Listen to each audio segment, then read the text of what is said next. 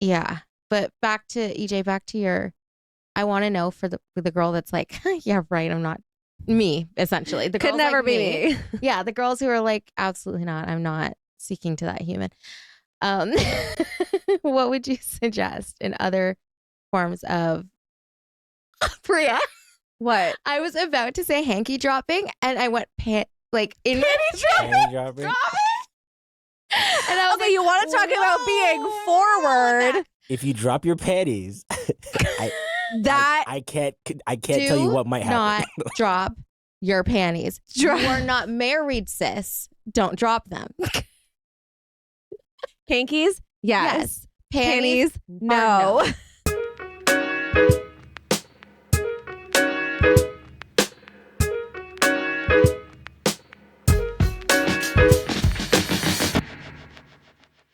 Trade secrets. Yeah. In the vault. Never to see the light of day. Probably ever. Mm-mm. We have, from like way back in the day, our first round of BGP, we have a vault episode that never got released too. There's always one that gets buried. We do?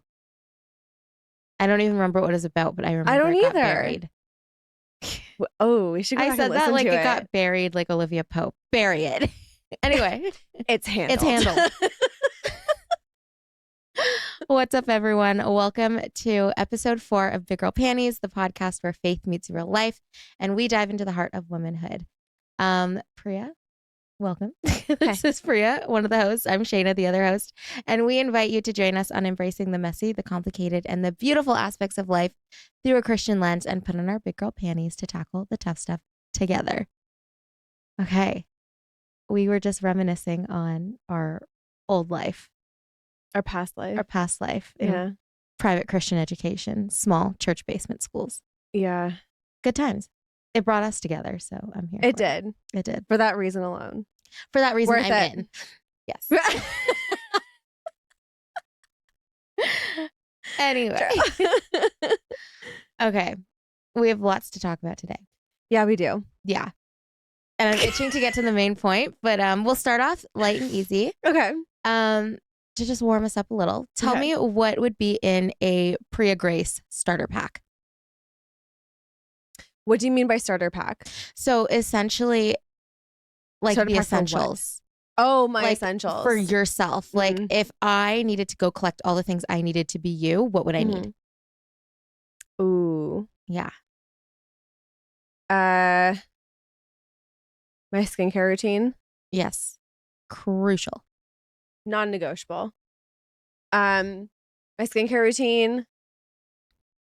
My emotional support water bottle. Ah, yes.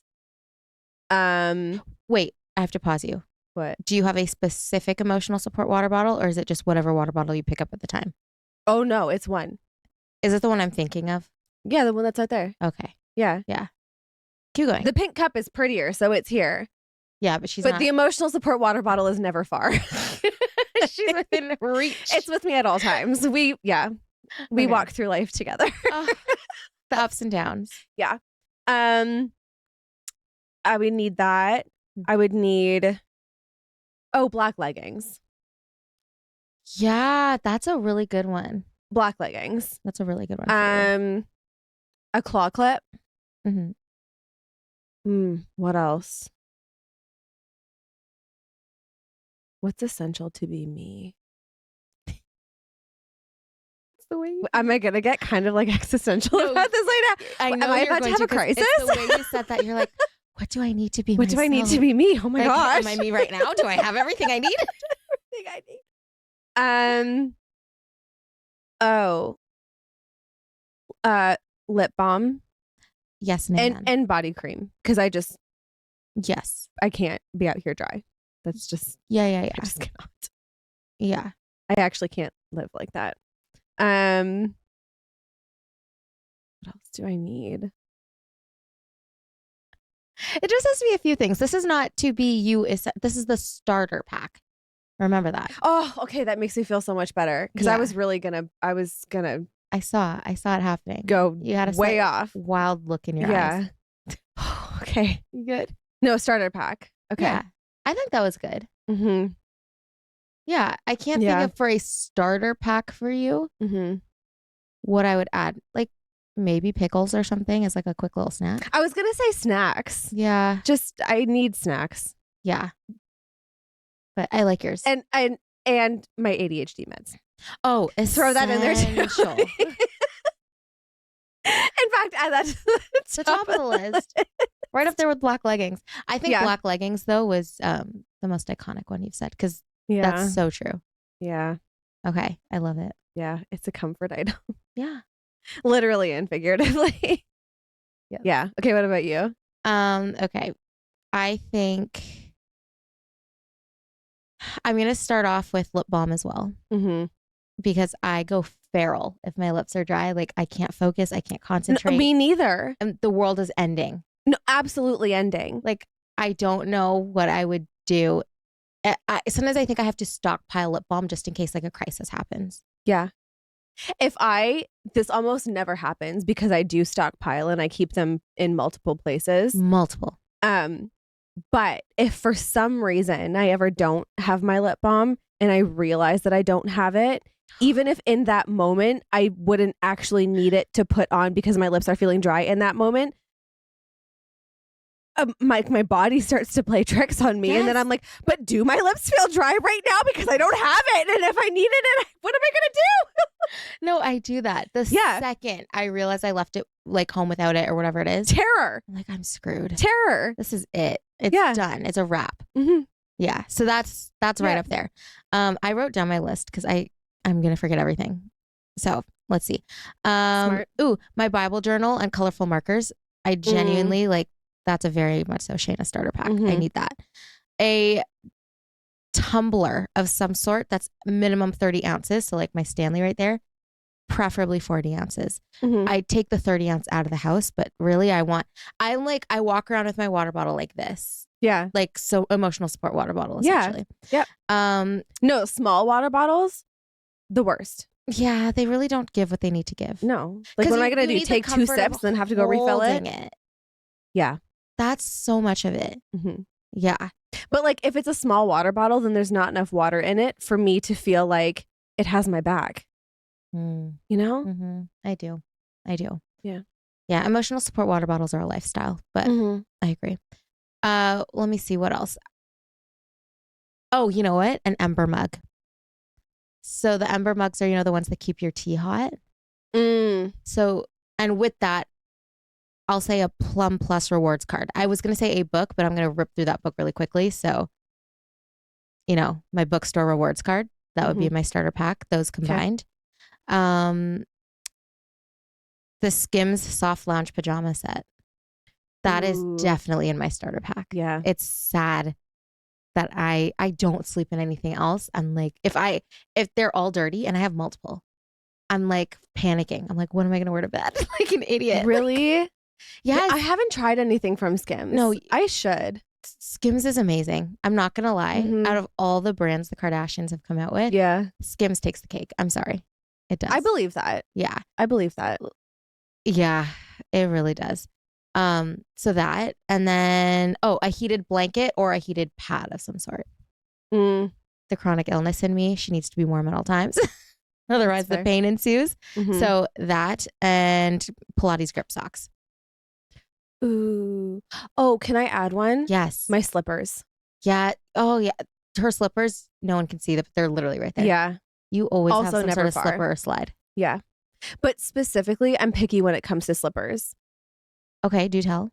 Because I'm not into like the fuzzy, like big clunky slippers.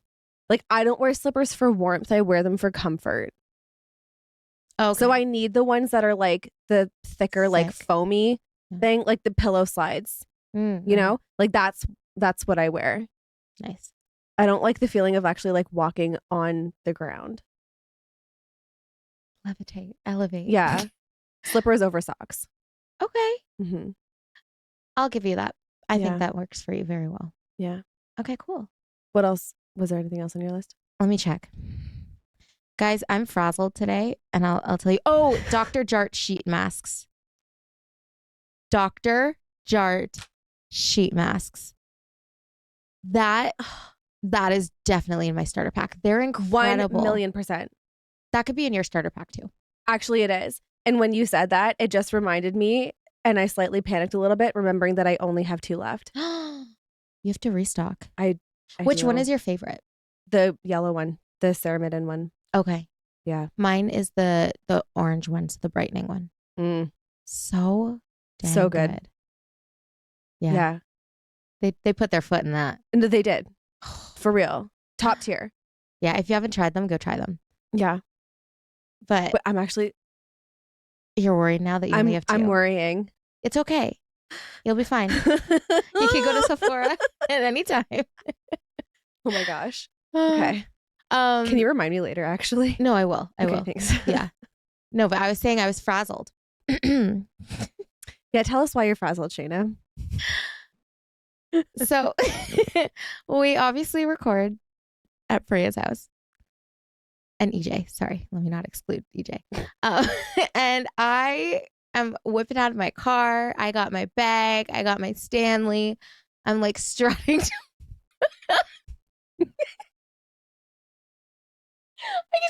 I'm like strutting towards the door to your buzzer. And I took a step. And guys, my whole life flashed before my eyes. Because in 1 minute, it's like I took the step. Mind you, you know what? Now that I've had time to process, I feel like I can do this. I feel like it's my platform Uggs that are the problem. Oh! So I took a step. And so there's like a median. So I'm going over the curb to I cut through the parking lot on a diagonal. That was my first mistake. I should have gone around the long way. The Lord is humbling me today. I cut through diagonally. I wish I had Kleenex because I have tears. Oh no. Okay, so I took a step to go down off the median. I had stepped up. And I'm really tired today. So I was dragging my feet. I'm literally crying. You'd think that something bad happened. So I'm kind of dragging my feet a little bit. I know this. I took a step down, and the second the steps started to land, my foot hadn't even fully planted. I was like, oh, shoot. I just knew. And so here it comes. And my thought was immediately can I save myself? And I tried. But in me saving myself, I did this weird, my leg bent weird, and I tried to shove my other leg out. And I fell off the median. But it wasn't like a little oh, I fell. No, your girl ate dirt. She went flying. And I scattered my Stanley, flew across the parking lot. The straw went one way, the cup went the other. Oh my God. Bag flew open, and I walk around with this massive tote bag. So things flew out of my tote bag. I'm laying on the ground on my side. I bruised my hand. I have a huge bruise on my hip. I did see it in the bathroom. It is bruising. Oh no. And, my elbow is raw right now and my knee too. I'm wearing white pants. Praise God, nothing got on them. Thankfully the white pants were saved. Yeah, the white pants made it because I'm shocked. But I'm laying there, and you know when you have that second because first I went, I could save myself, and then it was Shaina, you're going to be taken. That was the energy. She's going down. Yeah, she's yelling timber. I was okay, this is happening. So I just let myself fall. Which, you know what? That's a good thing, to just let yourself. If you try to hold it too much, sometimes it's worse. It makes it worse. So I just submitted. Okay. Just gave in. I just gave in. I fell, everything went flying, and I just laid there for a second and thought about what I'd done.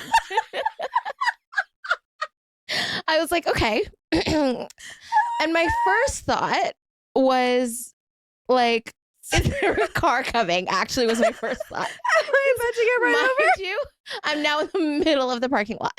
Okay. Oh my gosh. So I'm trying to collect my things. I'm in so much pain, but I'm immediately laughing. And then I stand up and I go, oh, thank God no one was around. Right. So I much less humbly strut to the rest of to get to the door. I open it, I put in your buzzer, the door closes behind me.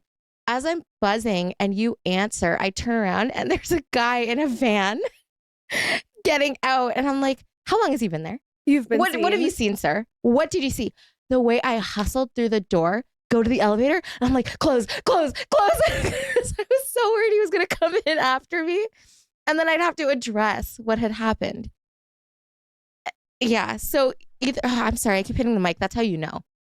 I'm still frazzled. And mind you, this happened not 2 seconds ago. I've been here for how long? Like an hour, 2? And I'm still like rattled. In my head, all I see is you just like laying there like the life alert lady. Not the life alert lady. Guys. But did you, like, when I came in, could you tell? Or, because I tried to hold it together. And then Not until you came in the door and started laughing. Yeah. Well, the thing is, I collected myself in the elevator. Got here. And my first thought was, I'm not going to say anything. No, you have to say something. And then I looked at you. And I just started dying laughing. So this is valuable information that I need to know.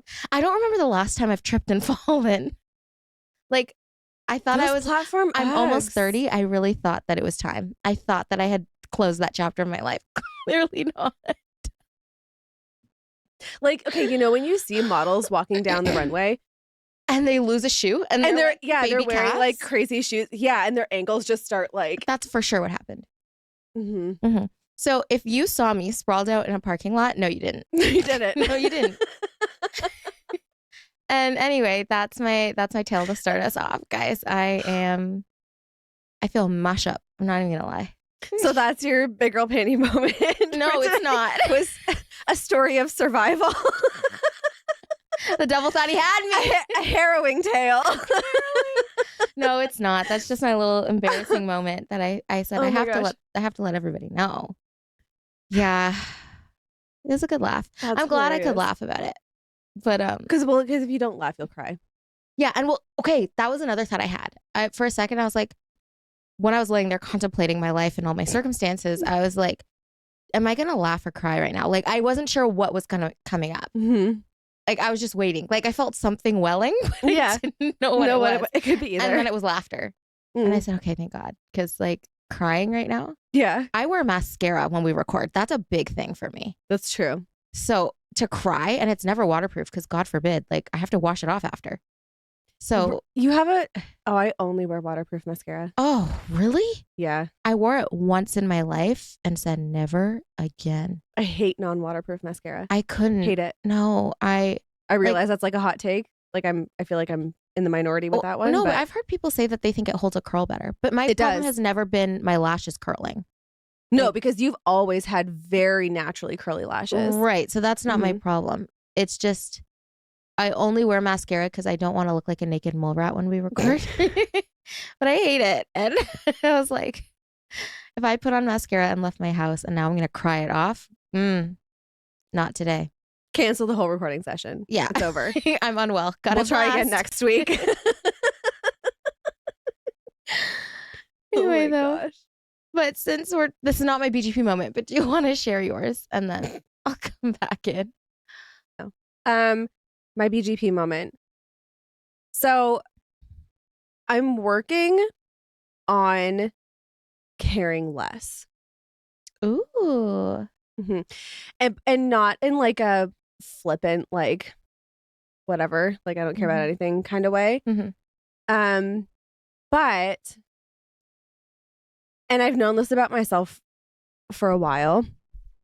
But like I can have a tendency to take on things that I just don't need to, or that like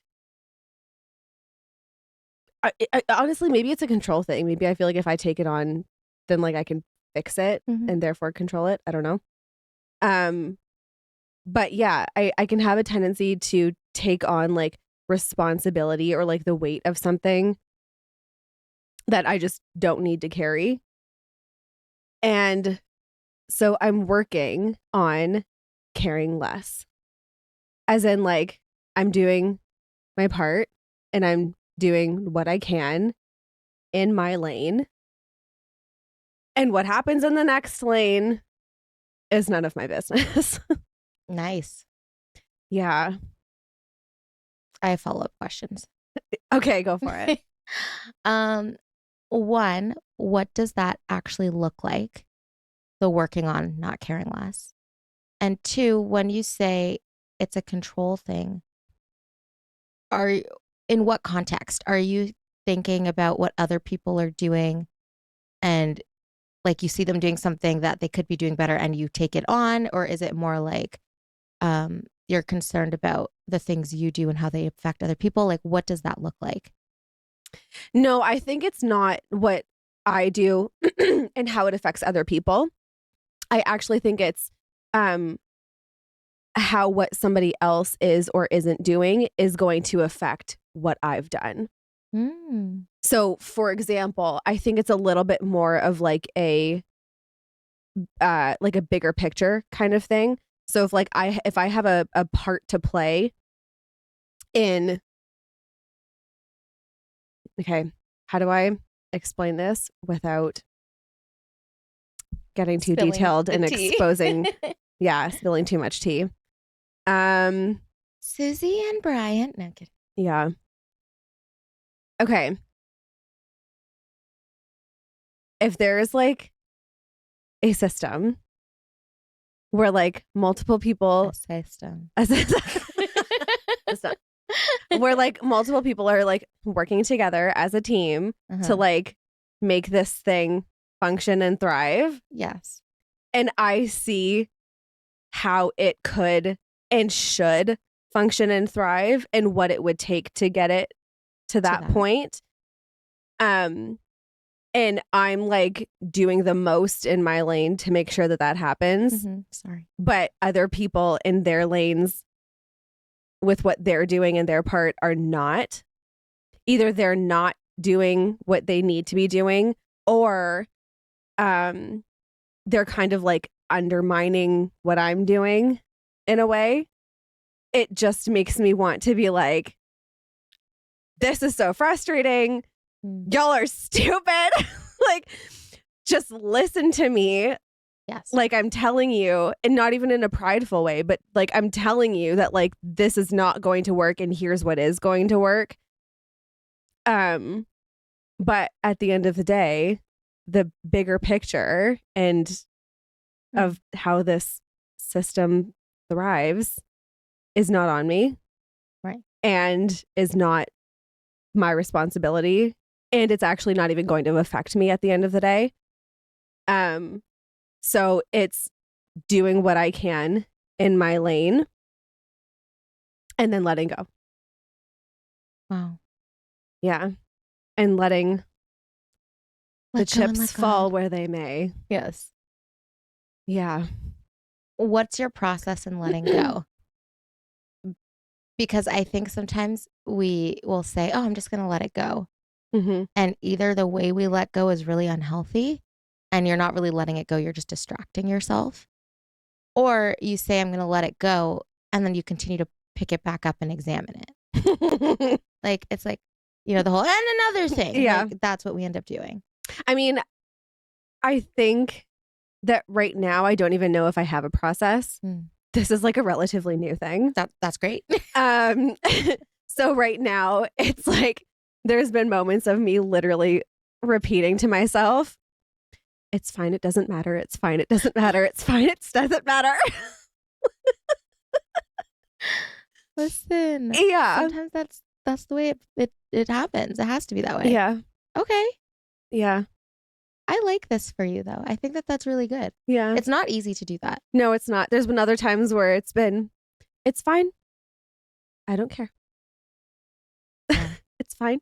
I don't care. It's fine. I don't care. And then I'm like, if I say it, fine. yeah, like my eyes like twitching, like, yeah, if I say it enough times, though, then maybe I'll start to believe it. Fingers It's crossed. fine. I don't care. It's fine. I don't care. Yeah. Okay. Yeah. And so what prompted this? Like, did you get to a point where you realized it was unhealthy that you were caring? Like, what happened? Yeah. Okay. That. And I think just me constantly being in like a frustrated state was just annoying, honestly. Because if I just let go and accept the fact that like what happens big picture in the long run is beyond me, and isn't going to affect me. Like the success of this system is not going to benefit me in any way. Yeah. So why am I going to let it eat at me as if it is? Yes. You know? Yes. I'm proud of you. Thanks. For starters, that's not an easy thing to do, especially because it's hard to separate yourself from the bigger picture, like what the system's outcome versus. Is there a better own. word that I could be using? Probably, but we're in too deep now. Okay. So, like the system, their outcomes are not necessarily your outcomes, but because you're involved in this system, it feels like it is. Mm-hmm. And so it can be really, really, really hard to actually do what you're saying you're trying to do. Mm-hmm. Because when the thought is, oh, it doesn't affect me, you're like, but it kind of does though. Mm-hmm. And I'm going to use the word gaslight yourself into thinking that it's more your fault than it is. It's bigger than it is. There's more blame than there should be. Like so many things. Mm-hmm. Yeah. Yeah. No, it's true. And I think part of it is recognizing that, again, in the long run, none of this is going to reflect on me. And because of that, none of this is going to benefit or like blow back on me. But in the moment, because other people are not doing what they really need to be doing and how they really need to be doing it, I feel like it makes my work, my contributions look bad. Which I think that's the part that is hard for me because I really care about what I do. Yeah. And I try to make sure that like what I do, I'm doing really well, like the best that I can. So when somebody else is in some way doing something that like, impedes that or makes it, look worse or whatever than what I've tried so hard to do, like that's frustrating for me. But again, big picture. Yeah. Okay. Not my circus, not my monkeys. Love it. Yeah. That's good. Yeah. That's like another that. thing that I repeat to myself a lot. Not my circus, not my monkeys. Yeah. No, Yeah. that's good. Mm-hmm. I like that. That was a good moment. I mean, they're always going to all be good, but like, yeah. Thanks. I'm trying. That's all you can do. Yeah. Huh. My eye is just like, I just feel like I'm like glitching a lot, Yeah. Like I'm not there. Yeah. But we'll get there. Well, I mean, again, you've accepted, okay, this is a problem. It's something I need to work on for myself and my own preservation. Mm-hmm. That's exactly what it is. That's the most important part. Yeah. Like you would never get to a place where you're really good at it unless you start. So. Mm-hmm. Yeah. Okay. What about you? I was having a really, really anxious week this past week. And I mean, anxiety is something that I definitely struggle with. And I try various things to help me out, but it was at the point, it sounds very dramatic when I like recount it, but I'm like in my bed, literally like child's pose / fetal position. Like they're both kind of happening. You know what I mean? Mm-hmm. Like you're not fully fetal position on your side, but you're curled up. Yeah. And I was just really not doing well. And I mean, there was two things. One, I've been working on saying to like reminding myself, it's okay to feel this way. Mm-hmm. Like it's okay. You're not doing something wrong. You're not being bad for feeling this way. Just right. Like, again, that word acceptance. So I think one was me accepting, okay, like I feel really anxious right now and that's okay. I'm going to get through it. And then the part B, which I don't typically do, is how am I going to get through it? Like sometimes I'm just there and I'm anxious and the whole world kind of freezes for a bit until I can calm down. And there's this scripture verse. Is it Colossians? I'm not going to, hold on. There's this scripture verse And no, not Colossians, it's Corinthians. It's 2 Corinthians 10, verse 5. And I'll read the whole thing, but the end piece is take captive every thought and make it obedient to Christ. So the whole verse, 2 Corinthians 10, verse 5, we demolish arguments and every pretension that sets itself up against the knowledge of God, and we take captive every thought and make it obedient to Christ. And I remembered this verse, and I was like, okay, how am I going to take this thought captive and make it obedient to Christ? And I really wasn't sure how to do that. And so I just started like praying the verse, and I'm like, God, like, this is how I feel right now. I know it's okay that I'm not feeling the best right now, but I'm really struggling. So like in your name, I declare that the thought become obedient to you, like whatever it is, because I don't know what's going on. And I'm praying this, and I've never had this happen before, but it was like a switch flipped off. And I just felt so calm all of a sudden. I was like, and it lasted for days. Wow. Like days. And so my BGP moment in all this is kind of one, again, it's so important to acknowledge what you're going through, because then you can make moves rather than me sitting there being like, I'm anxious, but I'm just going to act like I'm not. Like that would not have been helpful. And I do that a lot. And second, just that reminder, yes, the world is so big, and yes, my problems are so small in the grand scheme of things, but also they're not. And I don't know how to explain it. I just felt so like validated and seen and like accepted and cared for in that moment, because I'm like, I know it was God that took that away. And so I guess my encouragement for myself, for other people, is like, when you're going through those types of things, it's okay to bring it up. Like, we don't have to be perfect or come perfect in any situation, but just say, hey, I'm going through this. Lord, please help me. And he sees and he hears and he acknowledges you. And I just felt super, super comforted and safe and all those things. And it just reminded me that even though I feel like the things I'm going through are small, they're still worthy of his attention and him caring for. And that it was just a really good reminder, I think, and it helped me a lot. So that's kind of my roundabout BGP moment. That's so beautiful. Yeah. I think it's true. Sometimes we can almost like diminish what we're going through, thinking that, oh, well, there's bigger problems or other people have it worse, or yes, whatever the case may be.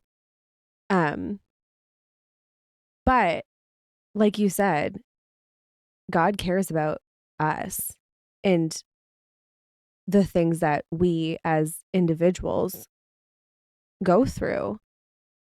Sometimes that's anxiety. And I mean, does it not say in the Bible, like, he cares about the birds, and clothing the lilies, and all the little things in nature. And so why would he not? If those are things that are on his mind to care for, then, how much more is he going to be present and mindful and caring of us and what we need and what we're going through and feeling. Absolutely. So, yeah. Wow. And I think even with that, though, because I acknowledge that there's definitely times where I don't ask and he swoops in and saves me. But there's some times where I think God is kind of like, I'm going to let you sit in this for a second, feel it. I need you to ask me. Because the way that when I finally was like, oh yeah, I should ask God. Like, I had been in anxiety for a bit in that situation before I even said anything. And then I was like, okay. When I bring it, and then he's like, okay, I've got you now. But we often, or, not we, I myself often forget to go and ask, because yes, like you said, he pays attention to all those little things. He knows about nature. He knows the hairs on our head, all those wonderful things. So of course he's going to care. But on our ends, we're holding ourselves back. We're like, oh, I'm not going to say anything. God's busy. God has this to do. God has that to do. It's not that big a deal. I should be able to figure it out. Right. No. As if God is not so capable of doing all the things literally all at the same time. Yeah, he's got it. Mm-hmm. And so again, acknowledging is so important what you're going through. Don't sweep things under the rug. Like, you have to be able to face it up. And I think even with your BGP moment, you did that too. You were kind of like, okay, this is not okay. I need to figure out a way to move past and change it. But then, yeah, just knowing and resting in the fact that he will actually do something, and knowing that you're valuable and that he cares. Yeah. Yeah. Yeah. I think I feel like sometimes we are our own worst enemies in that sense. Like, we obviously don't want the whatever, let's call it anxiety. Let's just use that as an example. We know we don't want to have that. I don't want to be dealing with it in this moment. But yeah, we kind of like gaslight ourselves maybe in a way, thinking like, oh, it's not that bad though. Like, for me, it is right now, but in the grand scheme of things, yes, I'm not that important. Yeah, we do that all the time. Yeah, I know we do. Mm-hmm. Wow. Yeah, that's really cool though. That's actually that's a really deep, profound experience to have. It was. Yeah. Yeah, and the way it carried. Yeah, was incredible. Mm-hmm. Yeah, and I think too, like, not that God answers every prayer in the timing that we expect or would like it to be every single time. But I think in that situation, to experience the power and the presence of God like that, you know, just like you said, a switch got flipped and it was just like a total shift. Like, that's powerful. Yeah, definitely. That's awesome. Cool. Okay, we have some things to talk about. Yes. Because I'm actually like, you know, it's bad when the hands start doing this. Yeah. I actually am so this that like I don't even have a word to call it right now. I'm like, if you want to see our hand motions, we're on YouTube. If you're listening and can't see us, what are you doing? What are you doing? What are you doing? And it's on YouTube. Although I'm kind of sad that it's going to ruin Spotify Wrapped.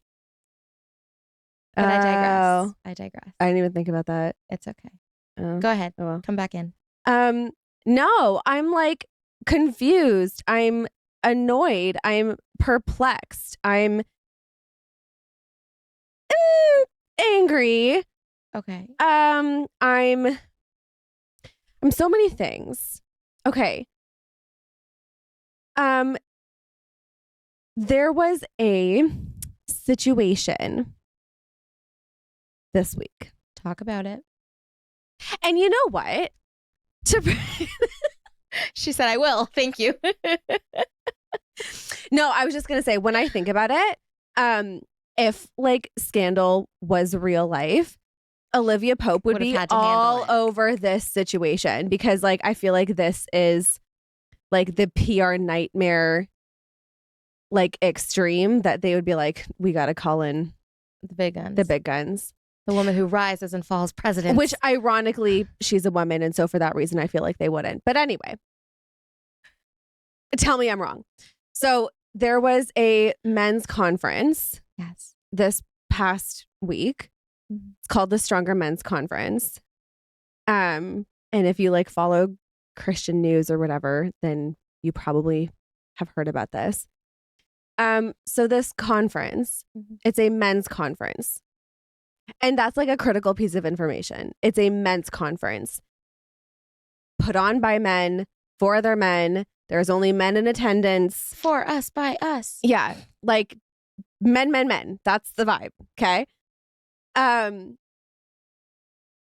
like, this is not like a small conference either. This is like a big conference. We're like talking, they're all like in a stadium. It's put on by one of like the biggest mega churches, like in their team, their pastor. This is not like a small thing. Mm.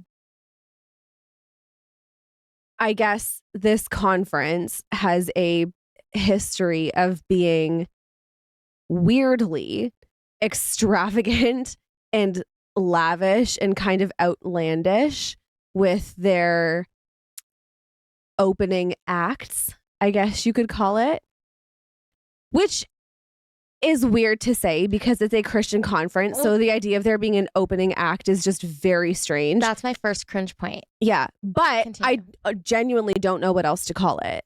Well, no, it's an opening that is act. Exactly what it is. So like we're talking, I believe it was last year or the year before, I can't remember. They had a bunch of those like demo cars out in the center, and like they had a tank roll out, and the guy driving the tank was like shooting off fake like machine guns and stuff like that. It was very red, white, and blue. It's giving Mojo Dojo Casa house. To the extreme. It's actually giving Mojo Dojo Casa Church. Oh. Why does that hit really sad and hard? Because it is. Okay. Keep going. Like give us the context. Let's go. This year they had monster trucks and fireworks and the whole 9 yards. It was like a whole like monster truck show that they had out in the middle. Like actual monster trucks. And what was the other thing? They had a boxing match. Like they had a ring like set up in the middle, and the guys were like, it was like a full-on boxing match. Between who? I don't know. Some guys. I don't know. Like the ushers? Who? Honestly, it could have been the pastors, but we'll get to that. It should have been at this point. It should have been. It should have been. Either way, just weird. Like weird behavior. Like why? For what? Right? Along with the opening act of the conference this year, they had a acrobatic performance. I'm intentionally calling it that. The guy that they had come out and perform, he, I think, was it like America's Got Talent or something like that he was on? Mm. It was one of those talent shows. But he did a performance that involved like calisthenic type of feats on like a stage with like a pole, and like fire and like sword swallowing and like the whole 9 yards, right? So here's where the story starts. As if it could get any weirder.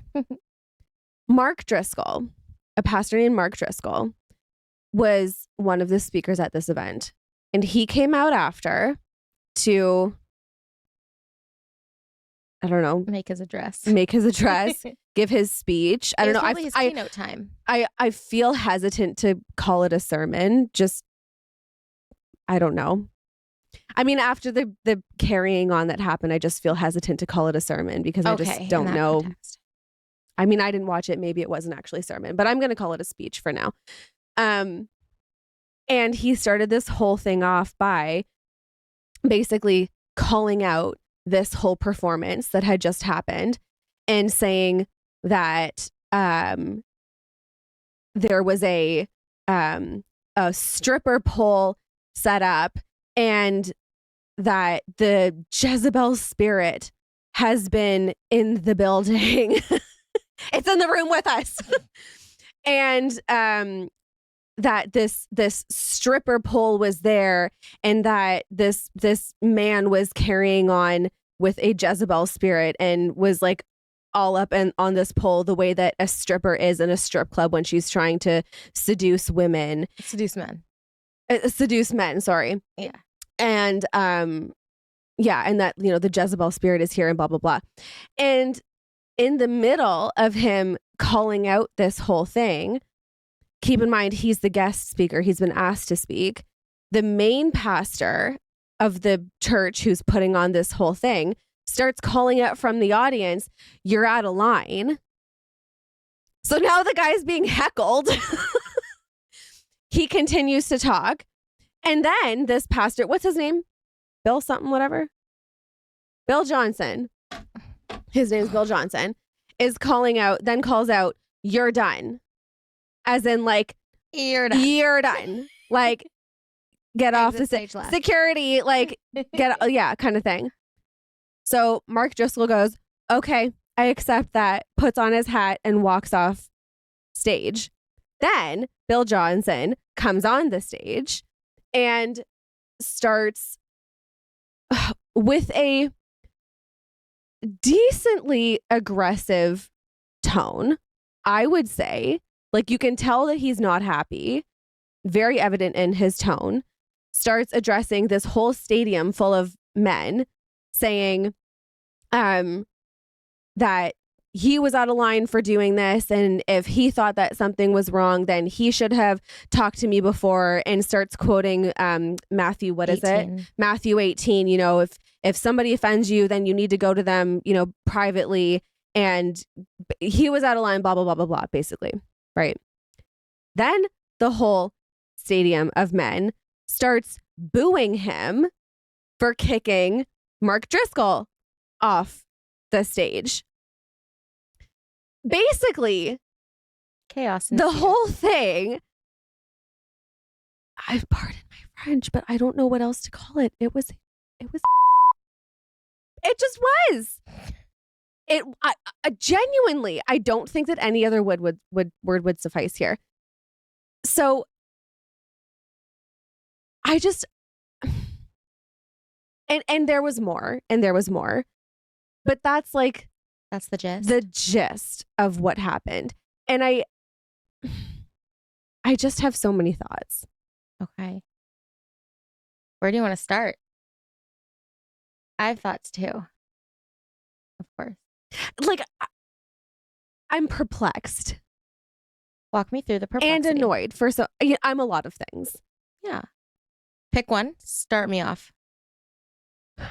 I have a list, actually. Oh. Because I knew that I was sober. I knew that the what do I call it? The perplexion would take over. I did not expect that. I have a list. I had to. I have gripes. I do. I think that my first, this is not in order of importance, I should say. But I think that my first thing is this whole conference, even down to the wording that they use in terms of how they choose to market and brand this conference, is very macho. You know, we're using words like battle and fight and strong and persevere and like those kinds of words that very much give a certain type of feeling, right? And then you combine that with freaking tanks and monster trucks rolling out and fireworks and the massive screens that are behind them on stage are like close-up shots of these like super big bulky motorcycles.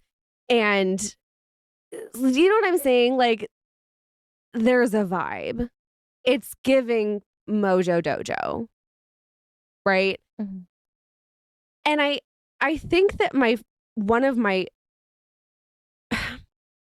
things that I'm just so perplexed about is why that is the picture of Christian masculinity that's being taught as what you should be, basically. Like, why that? As if there aren't men who are like not into motorcycles or monster trucks or tanks and like, and so that what makes you less masculine, less manly, less of a Christian man, less of a what? Like, it just felt and looked and was advertised in such a stereotypical way that to me at the end of the day is really not at all indicative of what it means to be a man. I think it's the flip side of it would be like the same gripe that I have with like women's things being marketed in like a, you know, such a frilly, like soft pink and purple, like delicate, you know, kind of a way. Like if you're going to be, you know, a Christian woman, like you have to wear dresses and like things like that. You know what I'm saying? I don't know. I think that's where my first like thing is just why that? Okay. You know? No, I am hearing, yes. I'm collecting my thoughts here because I know I have so many thoughts. If we were to unpack that, your first concern is how they were marketed and why this whole conflict started to begin with. Yeah. I mean, the fact that like the tanks and the monster trucks and the fireworks and whatever are there in the first place is just weird. Like this is a Christian conference and that stuff is just so distracting and unnecessary. Yeah. To the real point of why everybody should be here. Like this is not a show. You're here for a reason. And it's not to be entertained. Right. So what is all this for? I agree with that. And like that aside, why specifically those things?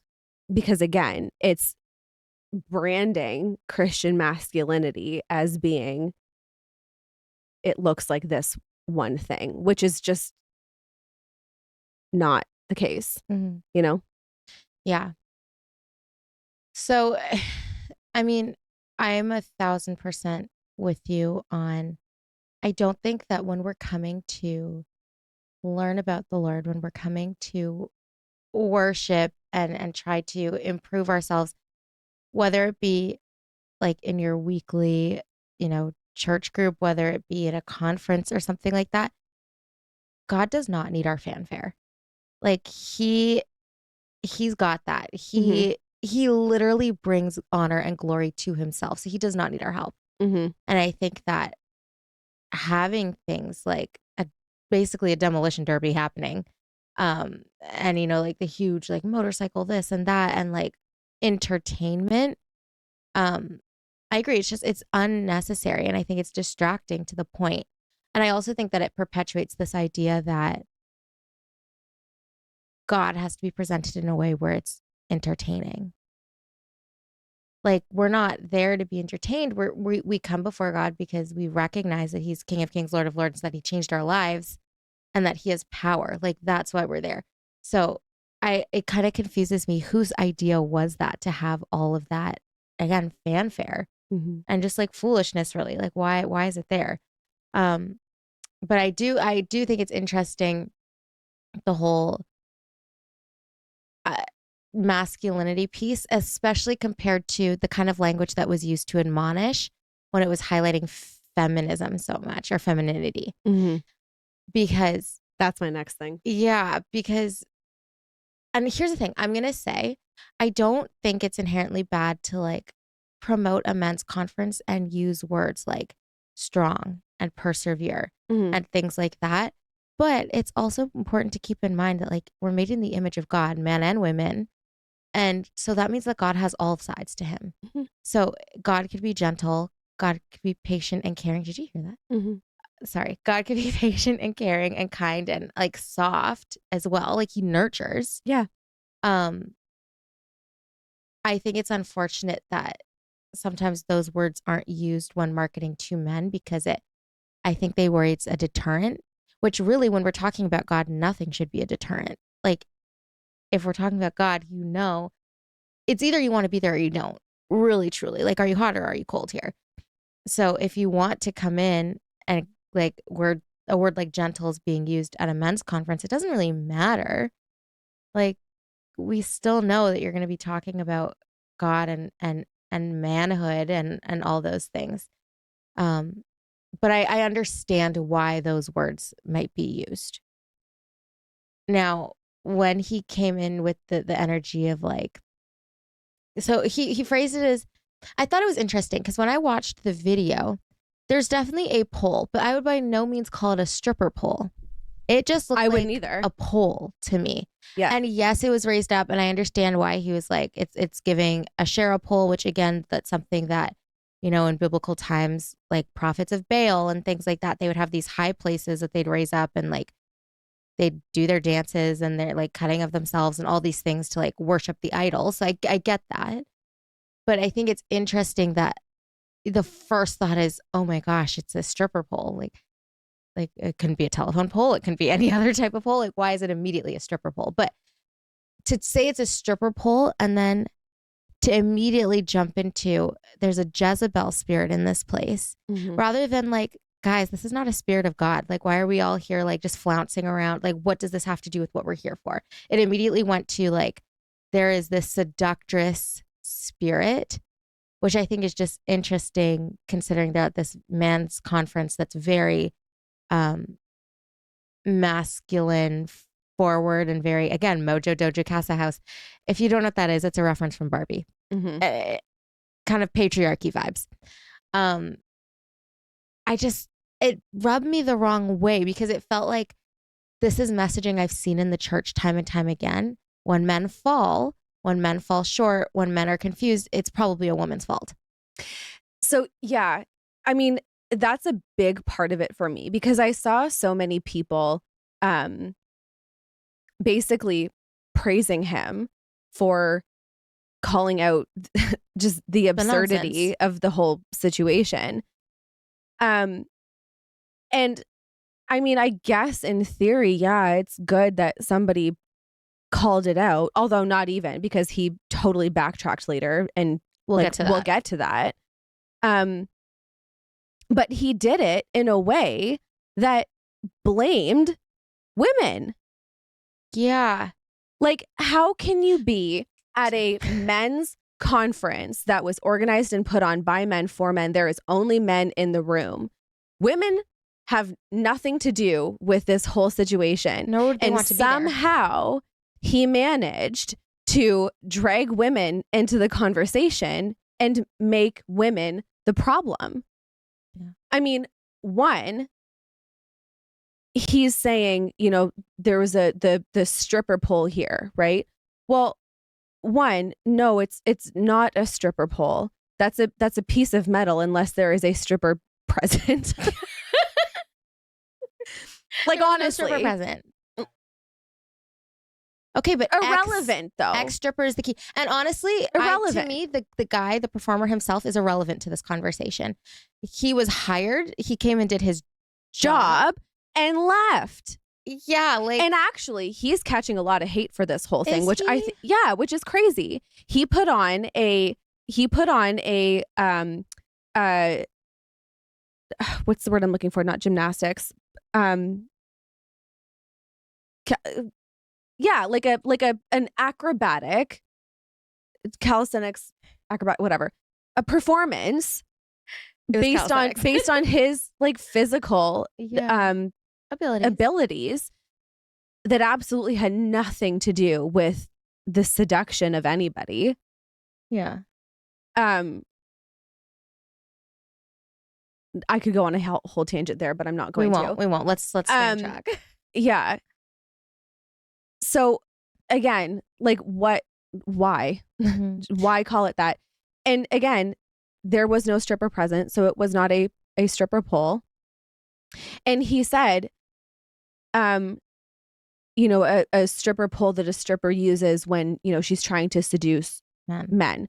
Well, again, that's taking the sexual sins of men and making them a women's problem. So you want to blame the women who have that profession and not the men who walk through the doors to patronize that business? How is that fair? It also implies very much what he was saying, that, again, women are becoming strippers because they want to seduce men, which I'm unwilling to accept that that's true based on pretty much everything that I've heard from anybody who has ever talked about their experiences working as a stripper. You know, it's about the money and it's about necessity and it's about all those kinds of things. They have absolutely no desire to like actually seduce the man and like beyond what like for real. You know what I'm saying? Like, this is like a monetary, like, I'm here for your money and then I'm going to get it. You know what I'm saying? Like, this is not that they're so like sexually crazed that they're trying to seduce every man. Like, yeah. Well, I mean, here's my thing. Because that was the first thing I noted. I was like, okay, why are women getting dragged into this? Literally. Leave us out of this. My thought was, does this mean that he didn't have a problem with the monster truck thing that happened? The like firework cannons blazing off, like the cars getting run over by tanks. Like, I just wondered, why was that the only thing that got called out? Is it because that's the last thing that happened and so it was fresh on his mind? And I can't really tell the timing because of the context of the video. Like, I don't know if this happened the day before, and then when his keynote happened the next day, he's like, guys, I can't talk unless I think it was the next day. But I just wonder why was that the one thing that was addressed and not all the other things? Because when I look at it, those other things are not necessary. When we're coming to learn about God, do you get demolition derbies at your church before service starts? Because I don't. Mm-hmm. Like, I don't see how that's needed. I don't see how that's necessary. And I don't see why entertainment has to be shoved so forward when it's like, we're not here to be entertained. Like, God is not entertainment. God is life or death. Like, he is, like, there's just, to boil it down to that, we're having this men's conference. We have to hook the men by like having flashy lights and things. Like, that is so sad. I mean, I feel like flashy lights would be tame. Well, when I say flashy lights, I mean like all no, I know, things, but right? It would be. I'm like, in comparison, give me the flashy lights. Yes, but then I think, and you know what? Like, it's hard because to an extent I understand what he's saying, because I understand the significance of Asherah. I'm probably saying that wrong. Asherah poles and things in the Bible. I understand who Jezebel was in the Bible. Although, to be honest, I understand her more as, I don't understand her as much as a temptress. I feel like she was a queen with a lot of political knowledge who knew how to manipulate her way through things and get exactly what she wanted for herself and her kingdom. But like, I don't really remember reading about her in this way where it was like, all like she was a seductress. Like, there's a lot more to her in terms of her political prowess, I guess I'll say, but that's still irrelevant to our conversation. I think that there was a lot more to admonish there than the fact that there was a stripper pole and that there's this Jezebel female seductress type spirit in the room. Which how? Because there's only men here.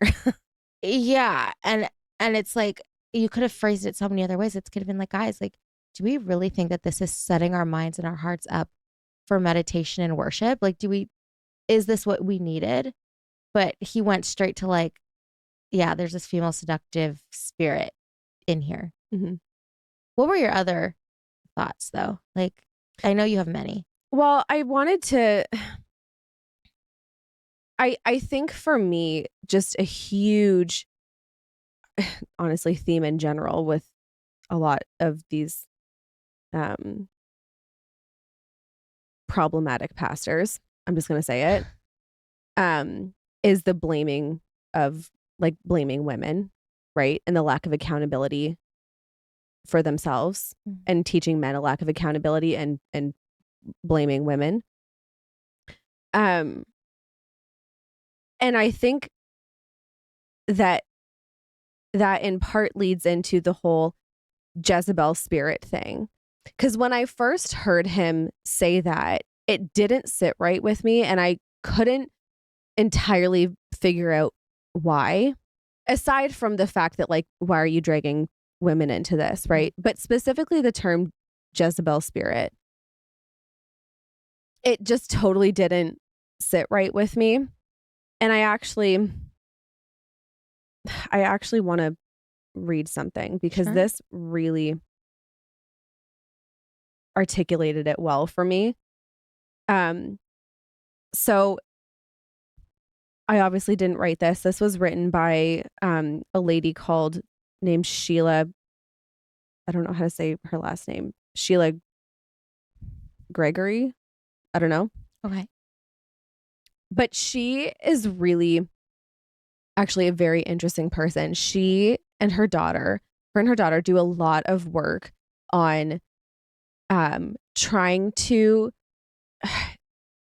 dismantle the really problematic and traumatic teachings that came from the purity culture movement. And they're very much doing it in a actually helpful biblical sense, not in like a to hell with it all, like throw morals out the window and throw whatever out the window, throw it all out the window kind of a way. But in like a, what does the Bible actually say about these kinds of topics? And what are the things that people, men, decided to just teach as if it was in the Bible? And so I really like her work. And she's the one who wrote this specifically about this situation. And she said, for those asking why we're saying the Jezebel Spirit comment by Mark Driscoll was a common sexist insult, let me explain. The Jezebel Spirit is a misogynistic insult that is given towards any woman who dares to speak up for other women. I get called it on social media constantly, and so does every other abuse advocate I know. It's a way to try to put women in their place. Let me skip down. The Jezebel Spirit is mentioned nowhere in the Bible. It's an insult used to target women as dangerous in the way the word witch was in the 16th and 17th centuries. Any woman who dares to question male authority is labeled thus. If the men and fundamentalist women who use the term liberally truly were calling out a Jezebel spirit based on biblical text, the closest justification is from Revelation 2, where it does talk about a Jezebel that is not the one mentioned in the Old Testament, but more representative, though still not a Jezebel spirit. But to be consistent, they would also have to speak about the spirit of Balaam, who was called out for the exact same thing as Jezebel. But have you ever heard of a Balaam spirit or ever heard of a man being labeled as a Balaam? Which would have been the perfect context. Never. Which would have been, if you were going to do anything in that context, that would have been it. Yeah. They label us as Jezebel when it has nothing to do with fornication, which is what she's called out for in Revelation 2. They label us as Jezebel when we say that women are dear to God and should be listened to. It's not a sincere rebuke centered on Christ. It's a way sexist men and women try to silence Christian women who are arguing for justice. And because it's only sexist and misogynistic people who use the term, then when you get called a Jezebel, it's usually a sign that you're doing something right. If you're concerned about demonic influences in modern society, that's fine. Argue for that and call things out when you see them. But don't just call women Jezebel spirits. Jezebel spirit has no place in modern discourse and perpetuates the abuse of Christian women. It needs to stop. Wow. That is your stance. What she said.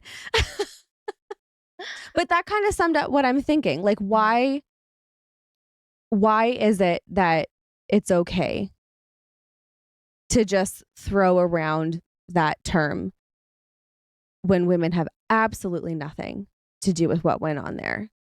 Why is it that people feel so free to even unconsciously, I mean, even if like it's a lack of thought thing, like it's become, I'll phrase it as a question, has it become so second nature to blame women for things like that people just don't even think about it? I don't know. I think in a lot of ways that's probably the case, because I mean, you know, Pastor Lucado, how many times has he heard that phrase, Jezebel spirit? And you know, and it's like, we do this all the time. We're like, I don't know what it means, but I could describe the vibe. Mm-hmm. What if that was his case, where he's heard that growing up in the church himself, or, you know, in his many years of service, whatever that looks like. And that's just what he labels the situation as, and he doesn't even fully understand. Like, I'm trying to think now, and I mean, I encourage all of us to do this, because I'm trying to think of where Jezebel comes up in the Bible and like what her story actually truly was. And like, so what I said is a part of what I understand it to be, but I'm like, I want to go back and look at that. And just kind of parse apart what does that even mean, and like when or if it's even okay to label people as that, which I mean, I don't think it's good to just label people. I'd rather somebody say, hey, this is what you're doing, this is why it's a concern, like let's look at other options, than just throwing a term at somebody and saying you're being a such and such. That's not helpful. That doesn't move us forward.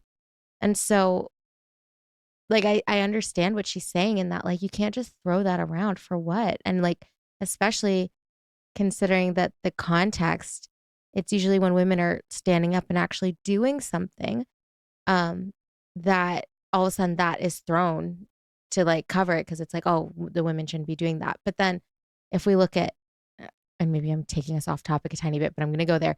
Do it. The Proverbs 31 woman, I'm like, would she be labeled as a Jezebel spirit? Because she was like up and buying and selling and doing things and like considering fields and purchasing them without her husband's help.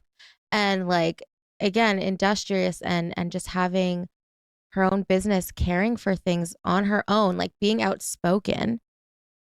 And it, in the context that I've heard Jezebel spirit, or like just that thing, like that's what it's typically labeled on. Yeah. And so what is the messaging for us as women? Like, what are we supposed to be doing here? I agree. I think that term Jezebel spirit has been used so openly and so freely to describe or to label a woman, to insult a woman who the user of that term feels is just simply doing too much. You're doing too much. You're taking up too much space. You're being too loud. You're too opinionated. You're too whatever. You're doing too much. I feel like it's been used in terms outside of even just a, sexual sin kind of a sense, which again is not even totally accurate. And if you are going to even try to accurately label a woman as being a Jezebel, which again, don't, but if you are going to try to do it in the most accurate way possible, then keep up that accurate energy. And where's the same, where's the admonishment labeling for the men? I guess.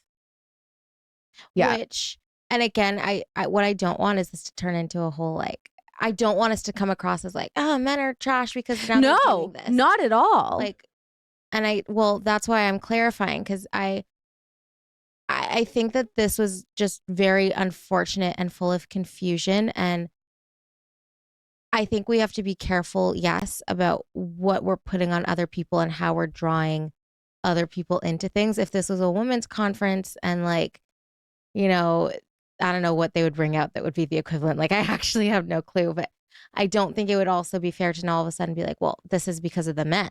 Like, and again, I don't really think that that's what he was trying to do, but I think that that's just what happened. You don't think he was trying to do what? I don't think he was trying to blame women per se.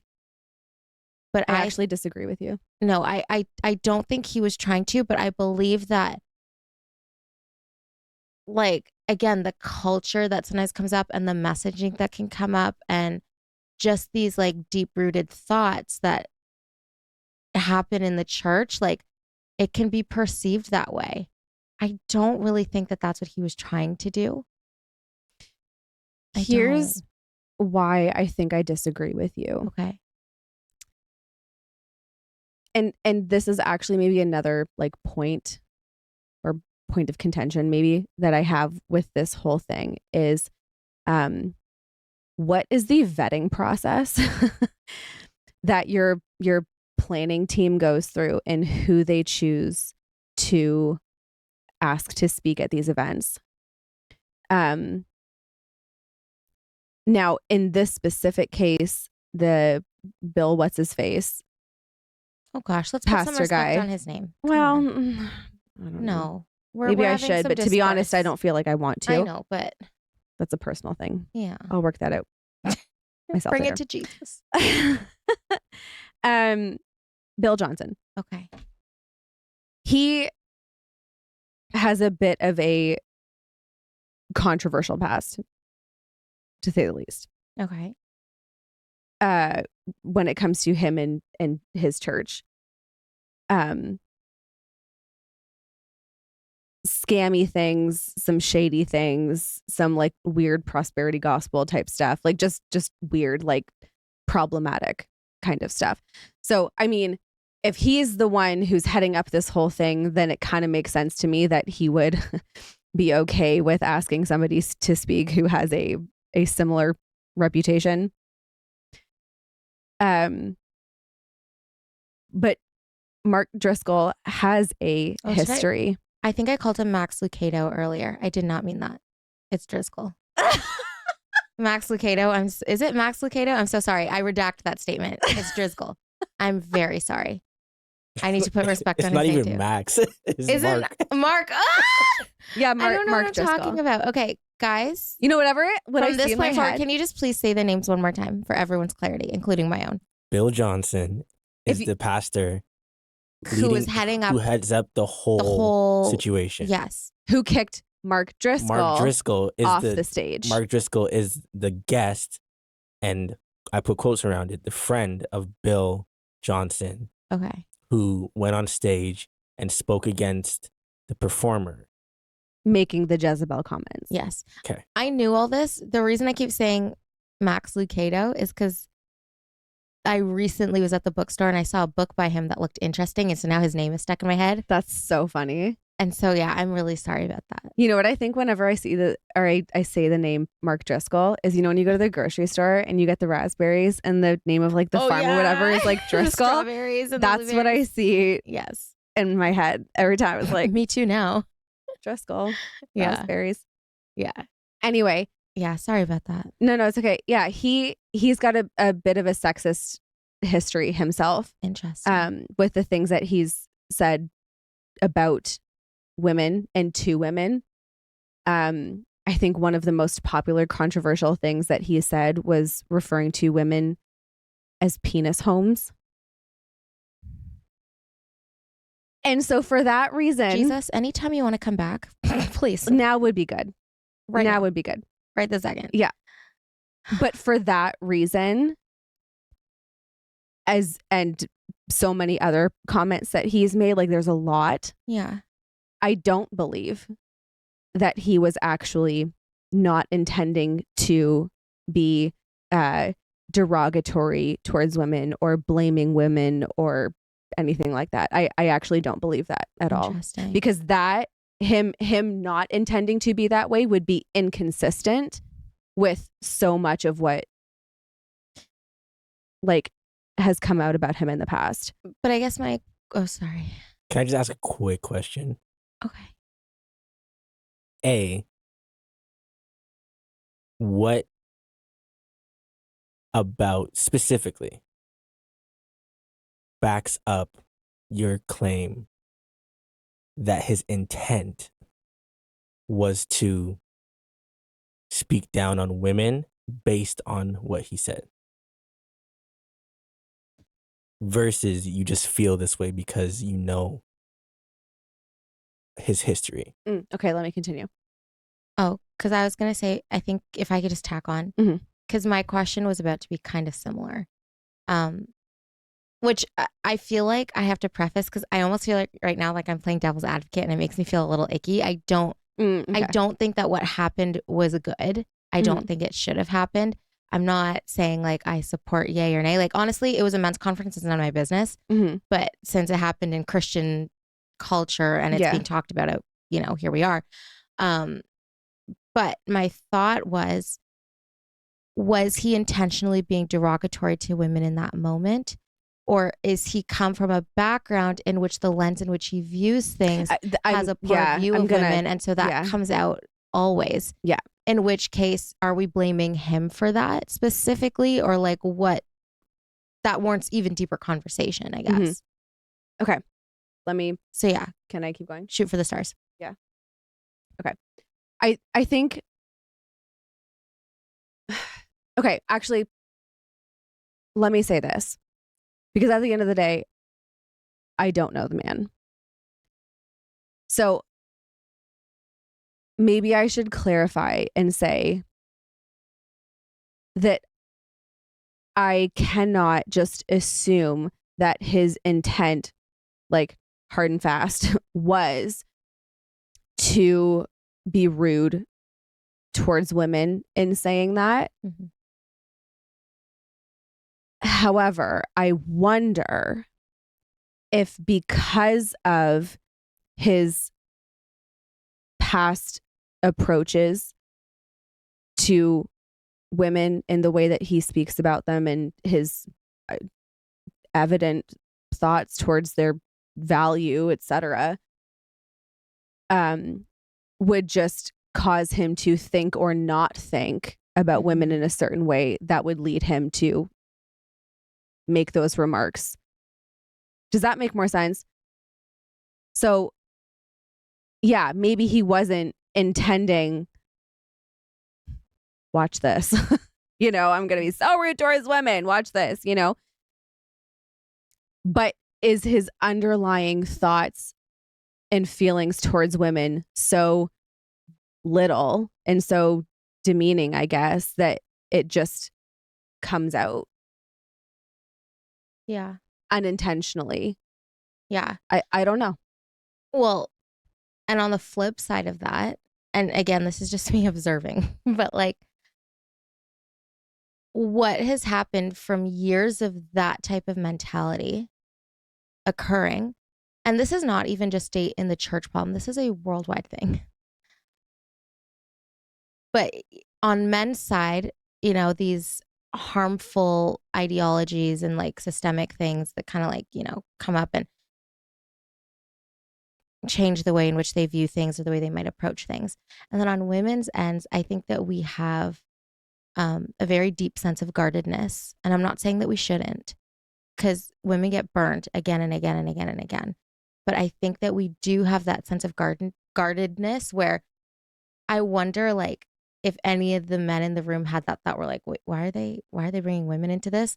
But like every woman who listens to that clip, they're immediately like, I'm just wondering, like, it's just interesting how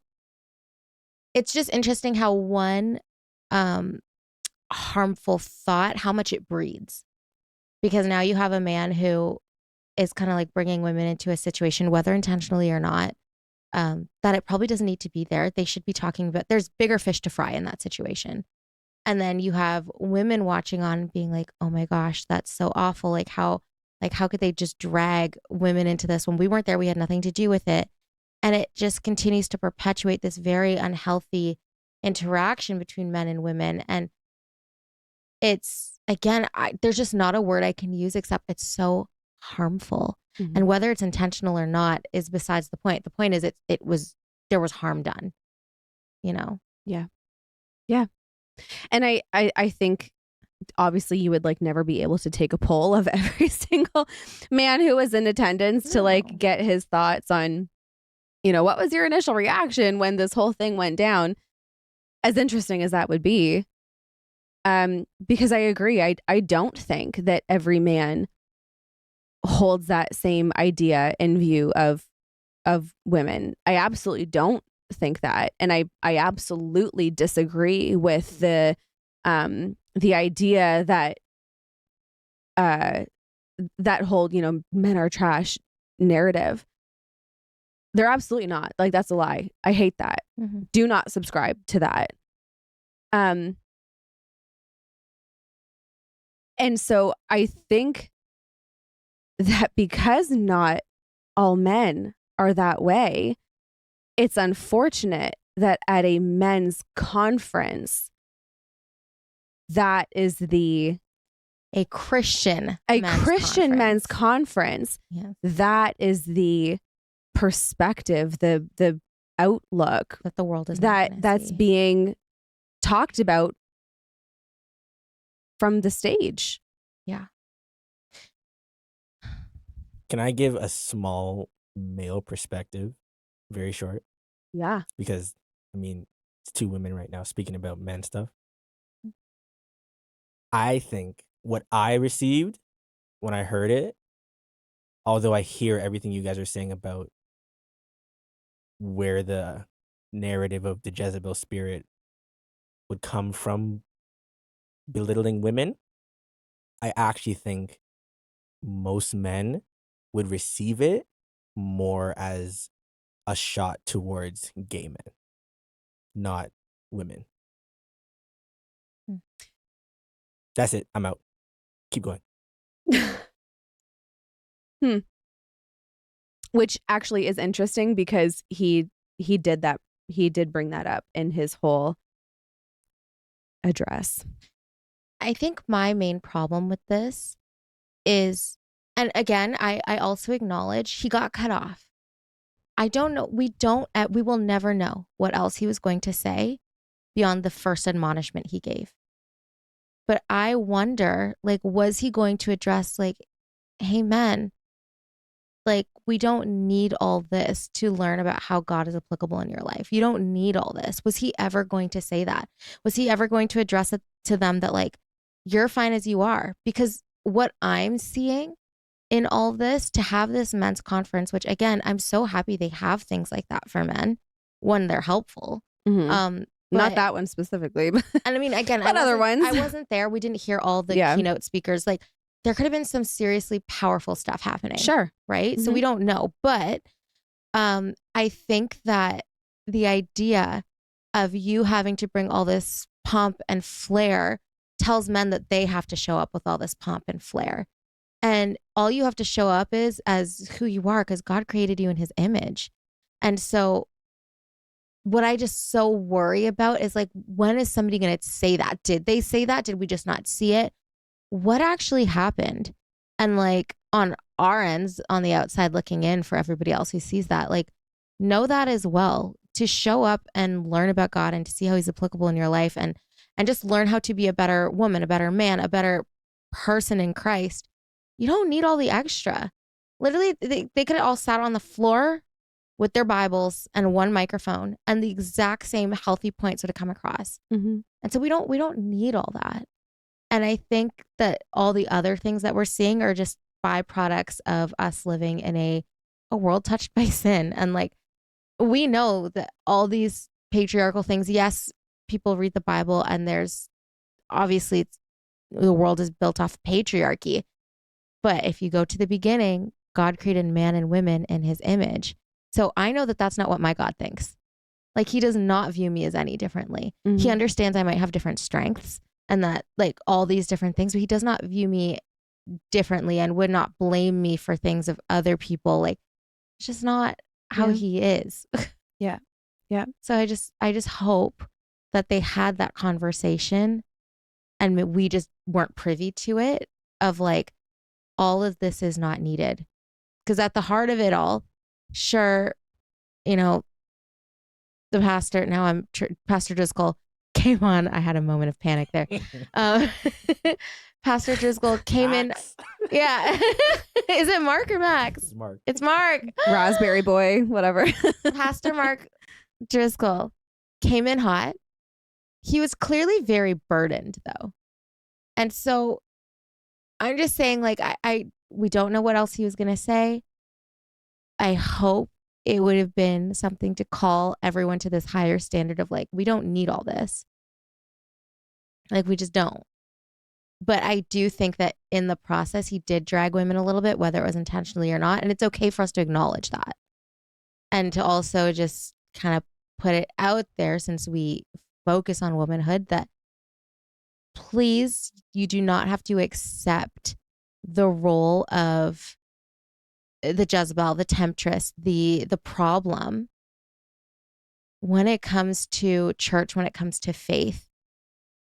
Like, even if it's put on you, you do not have to accept that. That's not who you are. And when you do accept that, it can lead to a lot of harmful thought processes. It can lead you to a lot of shame, a lot of guilt, a lot of like, oh my gosh, I caused my brother to stumble, which obviously we're not intentionally trying to make anyone stumble, but just because somebody did doesn't mean it's because you put them in that position directly. Do you know what I mean?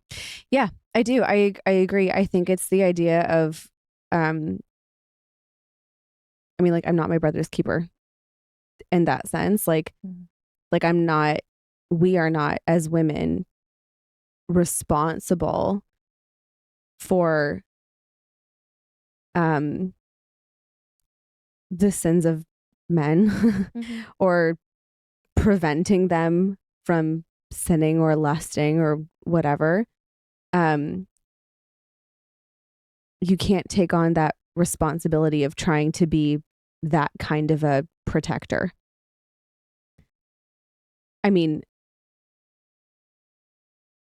like, your own personal convictions are your own personal convictions and choose in terms of how you choose to, you know, carry yourself or act or dress or whatever that happens to be. But at the end of the day, those decisions are yours and somebody else's decisions are theirs. So I don't think that it's healthy or fair or right to take on the problems or the sins or whatever of others in that sense, as if, you know, it's up to me to stop it all. Like, well, save them all, protect them all, preserve them all. Like, well, we can't. That's putting ourselves in God's position. And God gave us free will for a reason. He wants us to make those choices. So, and again, sometimes in this conversation, I'm like, I don't want it to sound either like I'm like, women, do whatever you want. I'm not saying that either. Right. But I think that when we are making decisions about how we present ourselves, how we behave, how we speak, how we act, all of those things, it needs to come from conviction from the Father. And not like not I'm shame scared, from another human. Not shame from another human, or I'm scared that not fear and not shame. That needs to be like your sanctification process, that process of you becoming more like Jesus because you've been convicted. And that's all I'll say. And for some people that looks different than others. It does. And it's supposed to. Yeah. Because it's a journey for each individual person. And when you get to the place where God's like, okay, I wanted you to come to this on your own, that's going to be such a beautiful thing between you and God. Like, it doesn't need to be on anyone else's timeline or anything like that. It's just, that's between you and God. Yeah. Yeah. But I mean, I feel like this whole thing could spin off into a conversation about modesty, which I feel like we should do. We will. Like, not in this second, but like at some other point. Like, I need to gird my loins for that one. No pun intended. Yeah. And quite frankly, I mean, this whole conversation about this whole thing just has me like, my brain is fried. Yeah. It's funny. I agree with you. We weren't there, and we don't know everything that was said. We don't know everything that went down. And hopefully there were, you know, some redeeming qualities about this whole conference. Yeah. I do think it's interesting that after all of that happened, there was a redaction where Mark Driscoll basically apologized for calling everything out, and they proceeded to act all buddy-buddy. There was also a conversation about not calling out people who have the anointing of God in a position of spiritual authority, because then that somehow means that you're actually sinning, which is very unbiblical and untrue. I agree. And so, again, the whole thing is just fishy and weird to me. And so, again, to women, I would say everything that we just said about not taking on the responsibility of the sins and potential sins of others. But also, yes, think for yourself, and yes, be critical in those thoughts, and yes, question people in positions of spiritual authority who have the anointing of God. I mean, God is God, not whoever happens to be on stage at the moment holding the microphone. Absolutely. And the Bible is the Bible, not the words of whoever happens to be on stage holding the microphone at the moment. So yes, question, and yes, be critical, and yes, think for yourself, and yes, challenge what is being said to the truth that we know is the truth. And if something doesn't line up, use your voice and call that out. Absolutely. You don't need to sit and be quiet and take up less space. Women are not given any less capability and authority in that sense to speak than men have been. So don't let yourself be silenced when it comes to things like that. That's what I would have to say. That was really well said. Genuinely. Yeah. Yeah. Yeah. I was baffled. No, me too. It's just sad that it happened, of course, but the beautiful thing is, like, it can be used for a lesson. God is not going to be like, well, there goes all the men that were at that conference. Like, Yeah. God is so above all this. So even though they're having their little squabbles and whatever's happening, like, things can still work out for his glory, of course. Mm-hmm. I agree with you very strongly that it is good to question. It is good to search when you're doing it in the right place. 100%. And that means searching the word of God, the Bible. And again, like the Bible tells us that you will seek me and find me when you seek me with all your heart. Yeah. Or I think I said that correctly. But either way, he asks us to seek him. And he wants us to ask questions. And he wants us to actually go through the process of learning who he is. Like, he didn't just give us all this information about his character and who he is and the plan of redemption and salvation for us not to look at it and not to ponder and question and try to understand more and more. Like, we're supposed to. So, yeah, don't just take people's words for it. Like, that's okay. Mm-hmm. Yeah, I fully agree.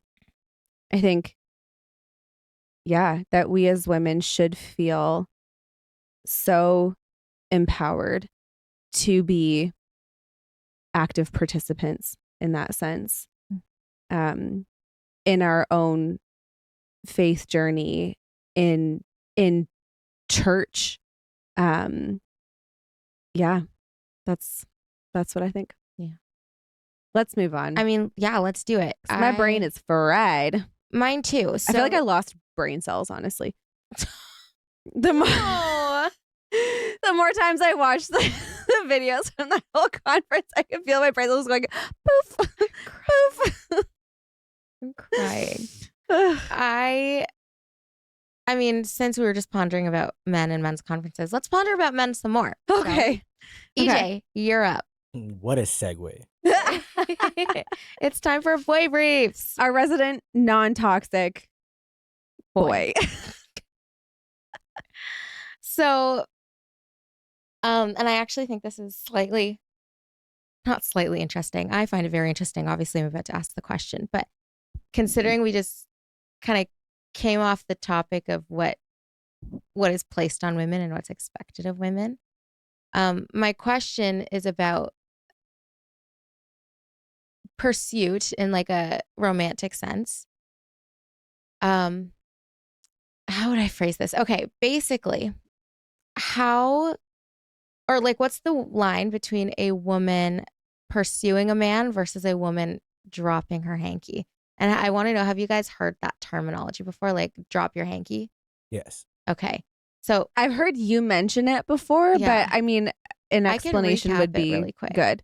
So the idea is that if you, I believe, I don't know if this is like something that's in Christian circles more, or if it's like just a general thing.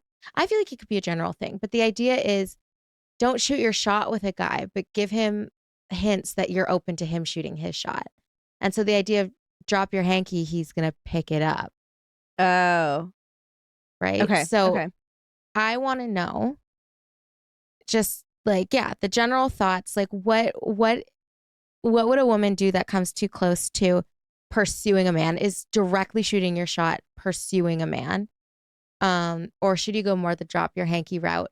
And like the thing that I wonder with dropping your hanky, I have not tried this. Let me just say that. But I've heard people say that they're dropping their hanky, but the guys aren't like noticing.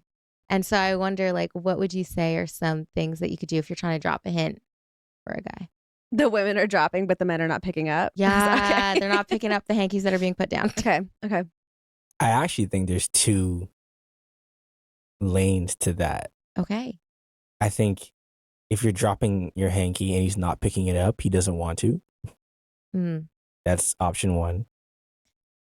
And then two, that knocked the Delulu right out of all the girls right there. Shocked back into reality. He doesn't want my hanky. The nerve. and then two, where are you dropping the hanky? Because if they're not noticing it, you're too subtle. Yeah. I think sometimes women might, from what I've heard from a lot of my women friends when I was younger, their idea of a hanky drop is like I was giving him the eye from the corner of the room. Like, no, we don't see that. Like, that's not a thing, you know? Like, Yeah. I think you see that in movies, you know, where they're at like the high class party and the guy spots the girl and she's giving him the eye from across the room and he walks over and like it's match made in heaven. Mm-hmm. Average guys are not like that. We're just not. So I would say, how are you dropping your hanky? Because if you're doing things that involve him reading your mind and you're trying to use like telepathy, Pick it up. Pick it up. then you're off to a bad start. Okay. But also remember, he might not want to pick it up. Yeah. And if he doesn't, go grab it and then try again. With the same guy or with somebody else? No, with somebody else. Okay. To clarify. Yes. So I want to know then, what are some things that you would suggest as a form of dropping your hanky that a guy would actually notice in the event that he does want to pick it up? I would say be direct about wanting your hanky picked up. So I'll give you an example. Yeah, I was gonna say. Yeah, yes, I'm like please. that made. I'll- I was. That was not. I'll paint this scene Paint for the you. picture. Okay. Girl number one has her hanky and the guy is not looking towards her. She drops it behind him in hopes that he'll turn around, look down at it, and kind of like the guy from Cinderella. Who dropped this? Whose hanky is this? You know?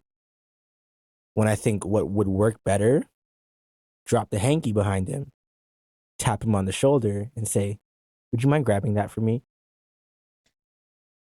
And all of a sudden, he notices you. You know? That's like the imagery I can give for the hanky.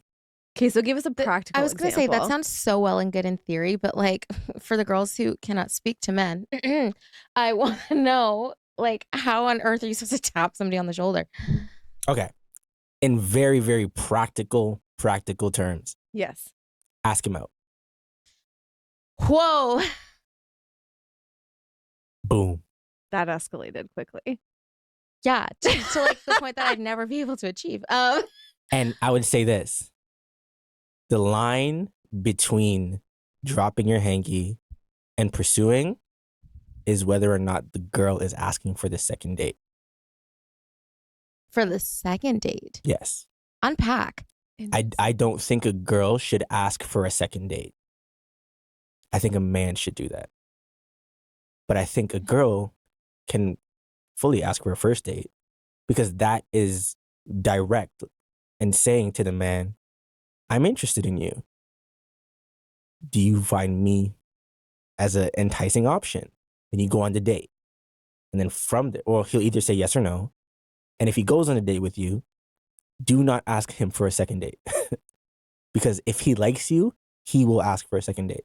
He will then start to pursue you if he likes you. So it's like the ball is now in his court. Yes. Kind of thing. Yeah. This is so fascinating to me because my first thought with that is, let's say you ask him out. He says yes. You go out. Everything's hunky-dory, yay. You don't ask for a second date. But in his mind, because you asked for the first date, he's like, maybe she didn't like me and doesn't want to go on another one. Like but I don't know if that's just me and my very feminine brain thinking that. I don't think a man who genuinely enjoyed himself and found interest in you would not end up asking for a second date. I think your concern that you just said just now would come if like he didn't text you at all after the date. But usually if he liked the first date, you'll get some sort of communication and you can then communicate back and forth. But I wouldn't say ask for the second date, because I think through communication, he'll just do that if he's interested. And then part of that too, if he's not at a place where he's willing or confident enough, I think, to ask for the second date, then he's not ready to date you. Because I think a man who's ready to date will ask for a date.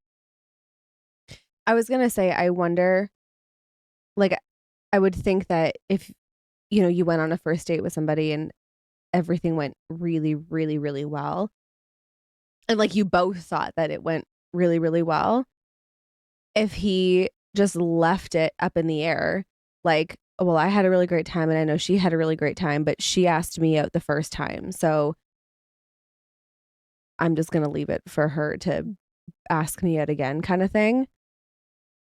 If that was the like mentality or the approach, then I don't think that I would actually want the second date. No, I agree with that. For me, I want to be pursued. I want you to take stand up initiative. Yeah, like I want you to take initiative. I want you to, like, you know what I mean? So if you were just like, that was fun. See you never. You can do it again. Like, yeah. This is all very interesting. I think I'm still stuck on like the actually asking him out. I'm like, God forbid. Like what? Me? Moi? No. Why does that? I wouldn't even know how to begin. Okay, give us another practical example. What does that look like? Because I don't think that it needs to be like this like big romantic grand gesture or like a speech. Like I find you so attractive and I've been watching you from afar and I just like clearly I could never. Obviously. I mean, clearly that's not your, it wasn't but your like, problem. You managed to get married, so you're good. Yeah. Well, thank God, honestly. But woo, dodged a bullet. Yeah, like what does that look like?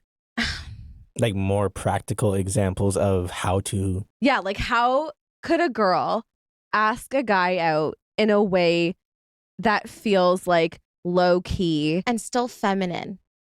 Yeah, low key like and feminine. Masculine. Yeah, low key and feminine and not like, but also desperate or like in your face or like she's not actually asking him on a date. Like she's asking him if he wants to get married. Like, but also not too low key where like, because I feel like what could happen is sorry, I'm still laughing about the married part. Is that you could ask them out and you do it so low key that they just think you want to be friends. Mm-hmm. Which I mean could also go either way. But okay. So like low key but direct. Enough. Can you guys give me good luck? Can you give me an example of what you think desperate looks like when asking a guy out? Can you play that out for me or speak it out for me so I can get context as to what you guys have in mind? Do you know what's interesting, actually, as you've said that? Because my wheels obviously immediately start turning. I think what I associate more with being desperate is the hanky part. Like the dropping hanky. Sorry, the word hanky is just like really weirding me out all of a sudden. Call it a napkin. Drop your napkin. Drop your tissue. That can go on a shirt. Only if you're Shaina. Because here's my thought process. If a woman is constantly like, not even like putting herself in proximity to this man, but hovering, that's giving desperate. Agreed. If she is like making these very dramatic, like, oh, like, well, maybe if we ever hung out, you can blah, blah, blah. And like always making things like that, it's also kind of giving desperate. But I feel are you like describing like pick me kind of thing? Like pick me kind of vibes? I suppose. You know what's funny though? I have a hard time with the pick me thing because we all kind of have a bit of pick me in us. Yeah. Okay. So it's like hard for me to fully say like, oh yeah, that's a pick me. Because we all do it to an extent.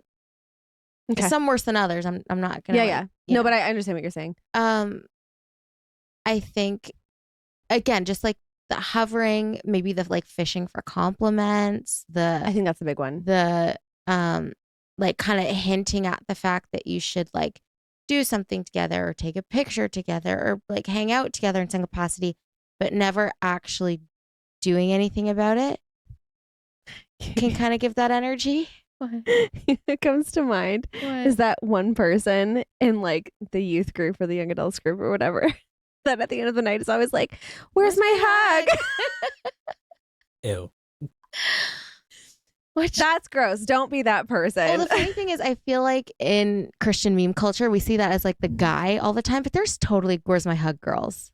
Oh, absolutely. There absolutely. are. Yeah. But so, okay. So that's why I said don't be that person. Yes. And so I'll include that. But then I guess I think what makes me feel like to just ask the guy out and be like, hey, like, I would love to get to know you better. Like, do you want to go out? I don't see. Do you see how awkward I am already? I feel as though that would just seem so forward and so like aggressive in my head. And then I can picture my dad in like the back of my mind being like, Shay, what are you doing? But do you think that being forward and aggressive are the same thing? They can feel the same. They're probably not. I would call that direct. I wouldn't call it aggressive. Yeah. Or even forward, because I feel like forward and aggressive has a sense of I'm putting something on you. Yeah.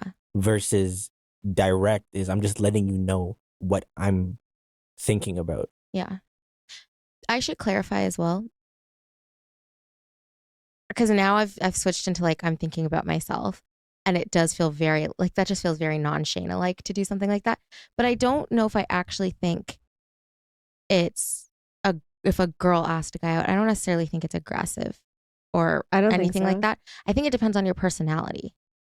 And I think for some girls, oh my gosh, they could pull that off so good. The guy would be like, oh, that was like amazing.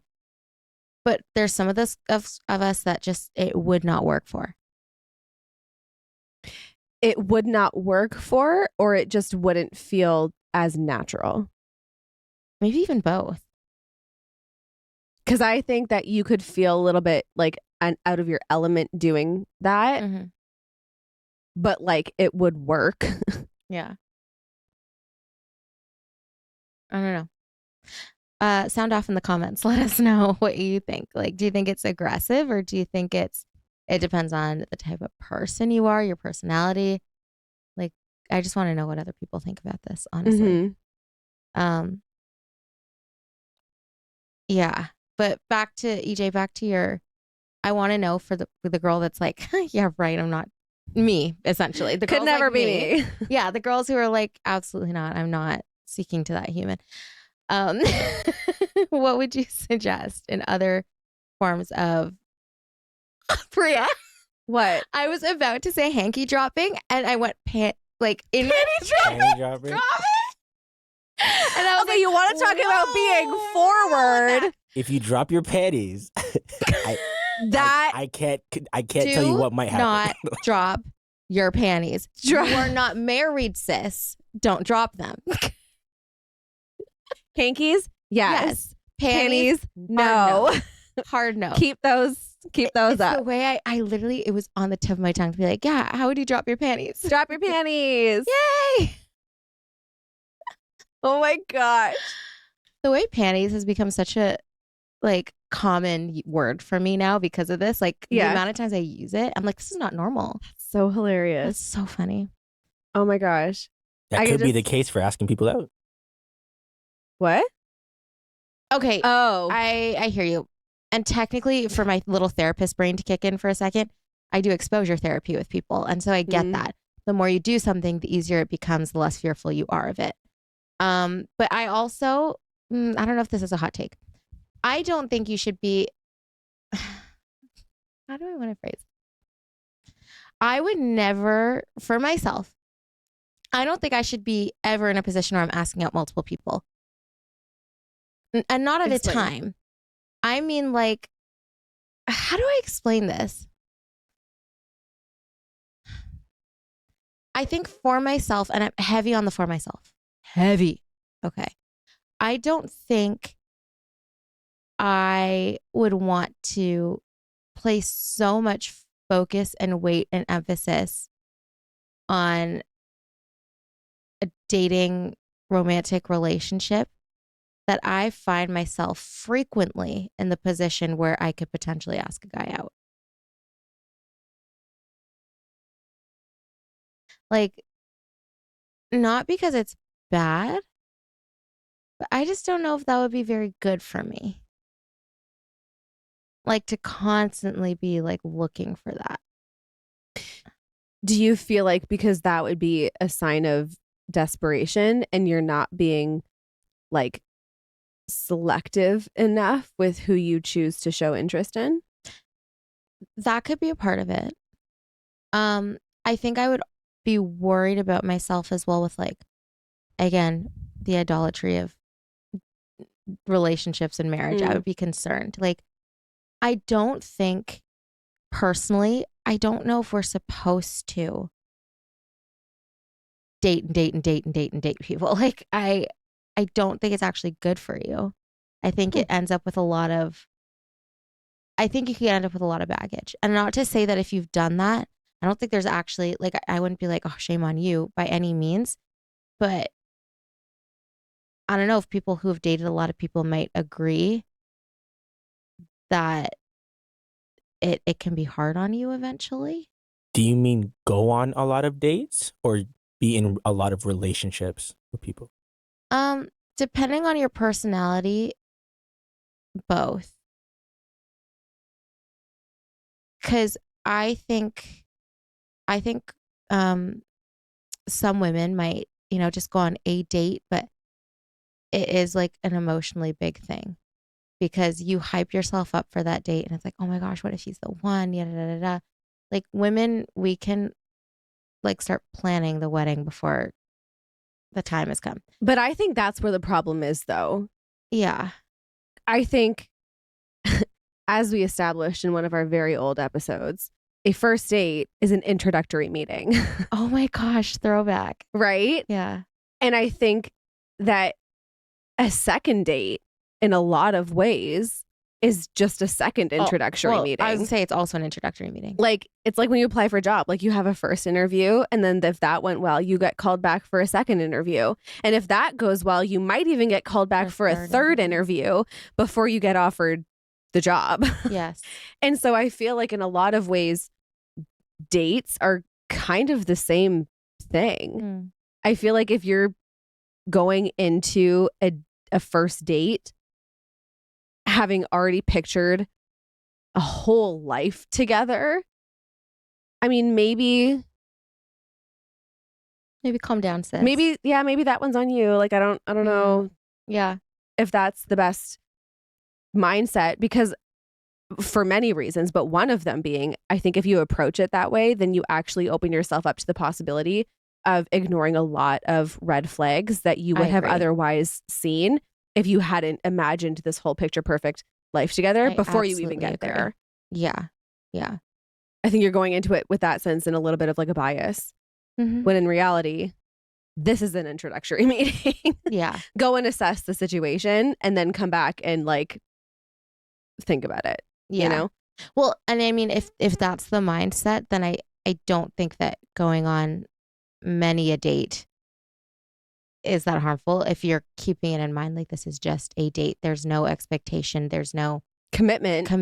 And I fully agree. No hard feelings if I decide this is a no for me. And I think that when we don't have that, that's when it's really harmful. So to wind it back and redact, that's what I would change my thought too. But dating many a people like in a relationship with, I think that can be strenuous. And I agree, but I think that if you're not bad but strenuous. Yeah, I agree. Yeah, I think that though, if you're dating in that sense of like I'm trying to be intentional and I'm trying to be healthy and I'm trying to be wise and open-minded in how I approach going on these introductory meetings, then I think that you actually can in part eliminate maybe the possibility of ending up in a situation where you're, you know, in just long-term relationship after long-term relationship after long-term being a serial dater. Yeah, like be a little bit more selective and wise about it. Yeah. In that process, like in that beginning process. Yeah. We have gotten off topic though. I'm sorry. I took that in a totally wrong direction. So my original question, EJ, for you to answer, or my secondary question now. For what do you think would work for a girl who, does not have the courage, does not have the guts to just go up and be like, excuse me? What are hints that are like, because I agree. I think girls think they're like, oh yeah, like I looked at him, I gave him a little smile. Like you could be friendly. Like that doesn't mean you want him. Like, and if every guy thought that every girl that was friendly wanted him, we'd have a problem. Well, there are guys out here who do think that, and it is a problem. Precisely. So yeah. So what would you suggest? And if you're a guy who thinks a girl dropped her hanky, but you're not sure, what would you suggest to them? I think both parties need to gain. Is he going to tell us all to man up? A little bit. I think I think there's a lot of factors that go into prep internally prior to even being ready to date somebody. Absolutely. But I think assuming that all those factors are in check, I think you can go ask somebody out even if it's uncomfortable, man or woman, because that fear of rejection, it doesn't define you. It doesn't change who you are. And knowing that helps you in doing an uncomfortable thing. But if I had to give some other suggestions, than just blatantly saying, would you like to go out with me? Why does that literally give me the heebie-jeebies? I'm like, compliments. Complimenting a guy can spark his interest. But like very direct compliments, not just like, oh, I like your jacket, you know, because that gives pick me. But I mean like genuine compliment. Like notice something about him that involves you paying attention to him. So like something about his like character, for example. Yeah. Like something about him as a person, not an article of clothing he happens to have on. Not something on his person. Yeah. The kind of things that you would like him to compliment you on that would really stick with you, the exact same. Men like to be loved in the same way that women do. We're just wired differently, so we also like to pursue. but we like to receive the love the same way. Mm-hmm. So I think anything that you would want him to say to you or about you, if you gave it to him, he would be very happy. I don't know, like it's hard. Like some guys are perceptive, some guys are just forward, they might just go for it. Mm-hmm. Some guys are dense and they might not notice it. So you honestly just have to figure out how you can be as direct as possible without becoming somebody else. And just so you know, asking a guy out doesn't have to be you doing it in a confident way. Just like how not every guy is we talked about alpha and very like straight to the point. Like some guys might just be like, hey, I think you're beautiful. What are you doing on Saturday? I would love to take you out. And just very forward. Some guys might stumble over their words trying to get that out.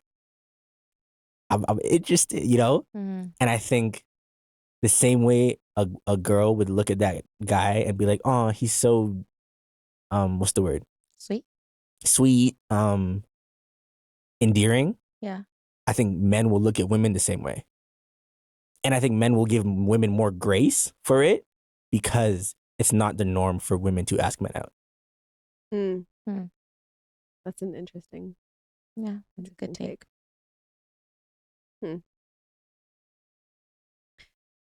What would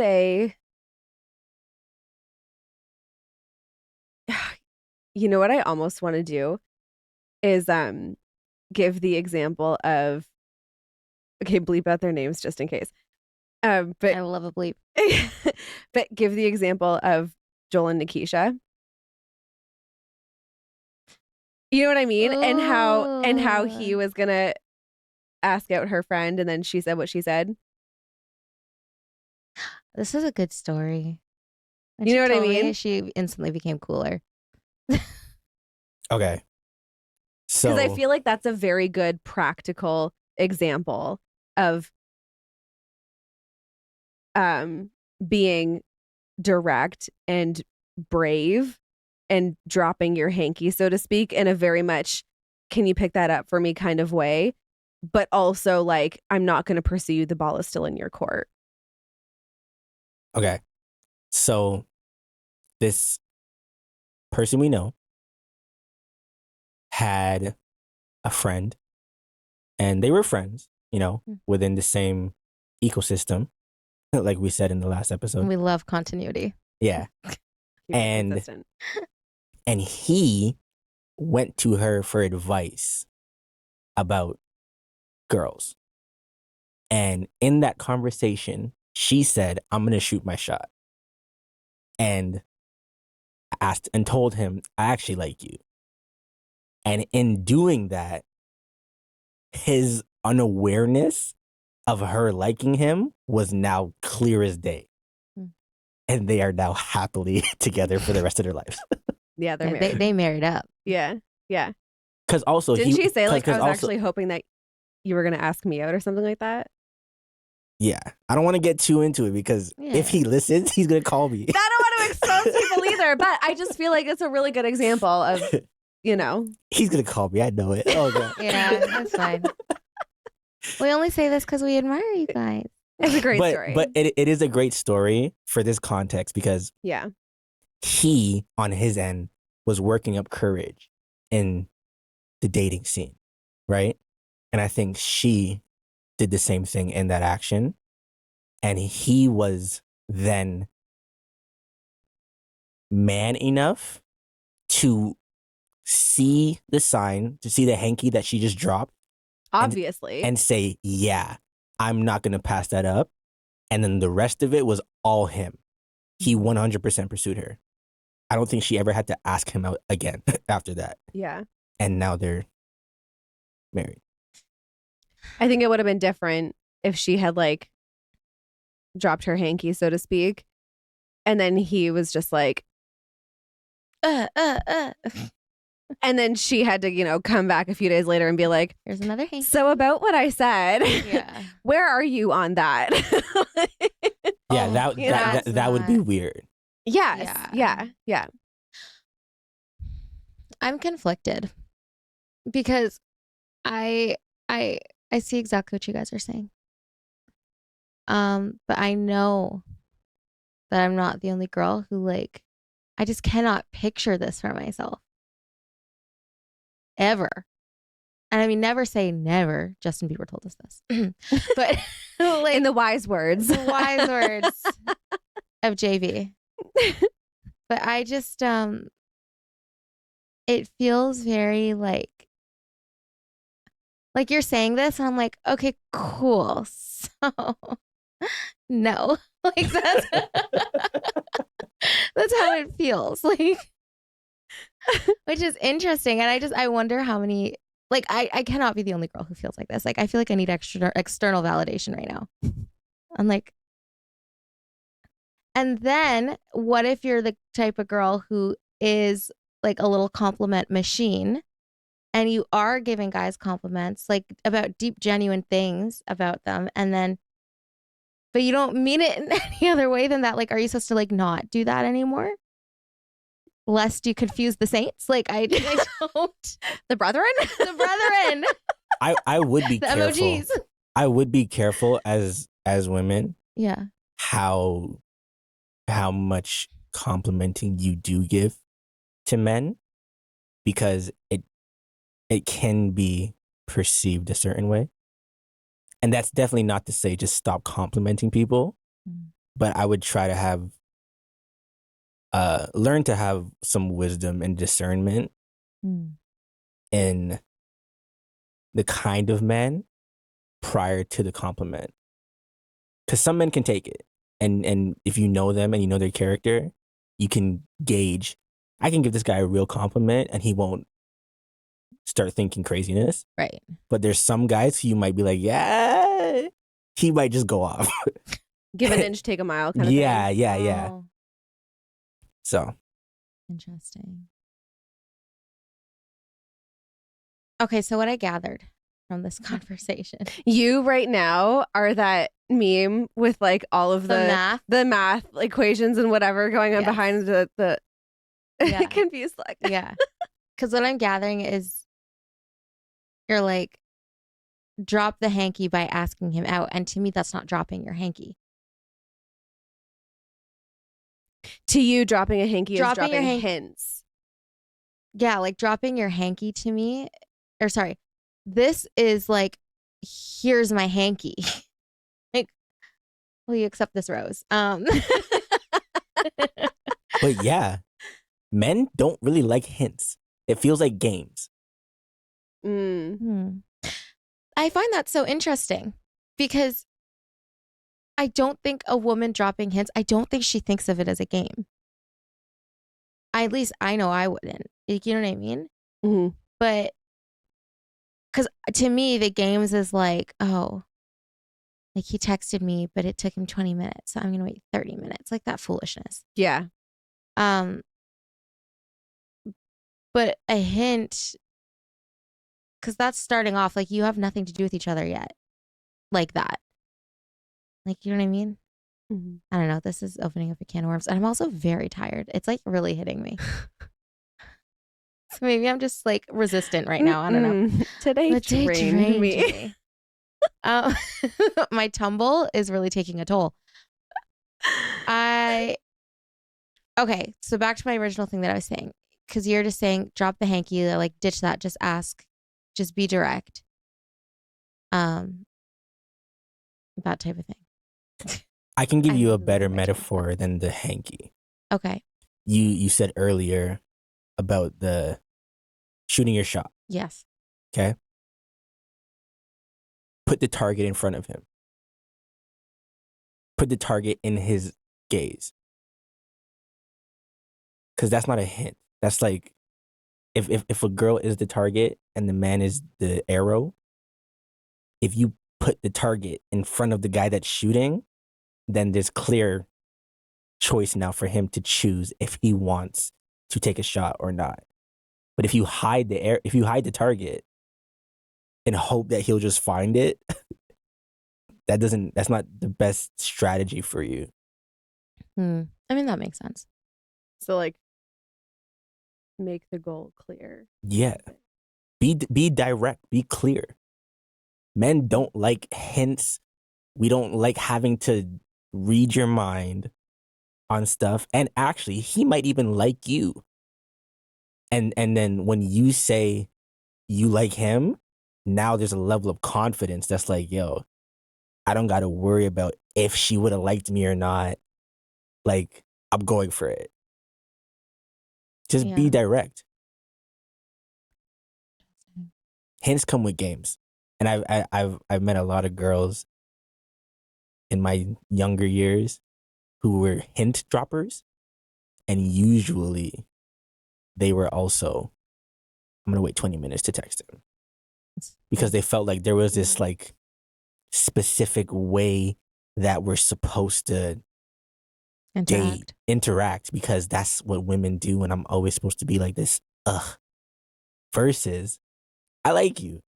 Let's figure out what we could be.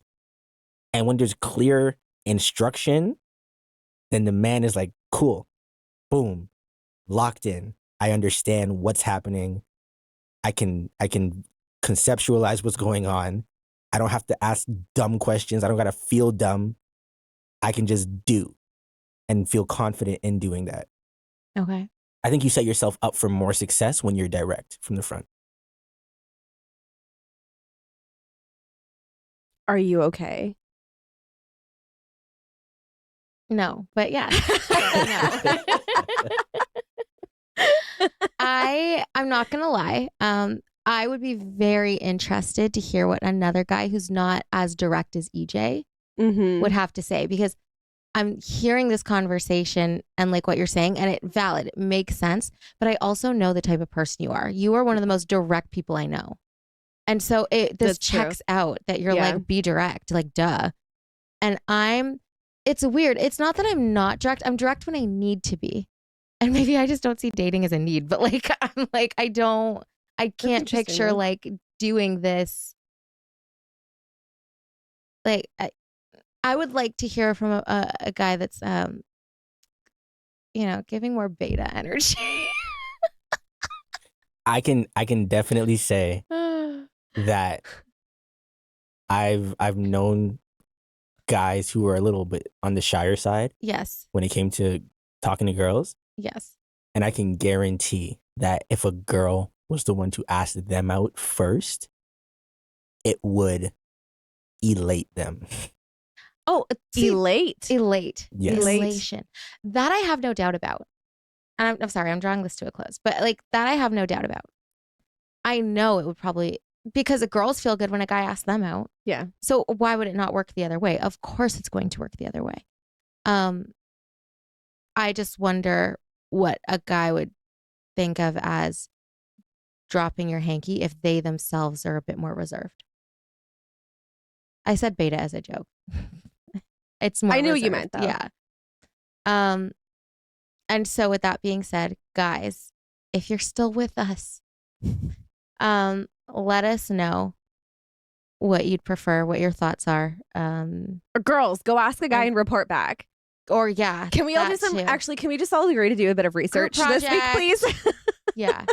Let's compile some data. Yeah, because I think I'm just curious at this point. Like, and I'm pushing it so hard because I just know that there's some girls that are like, oh yeah, okay, so a guy wouldn't think it's weird if I just asked him out, cool. And then there's some girls who are like shaking in their boots right now. So that's why I'm like really pushing this. I'm like, yeah.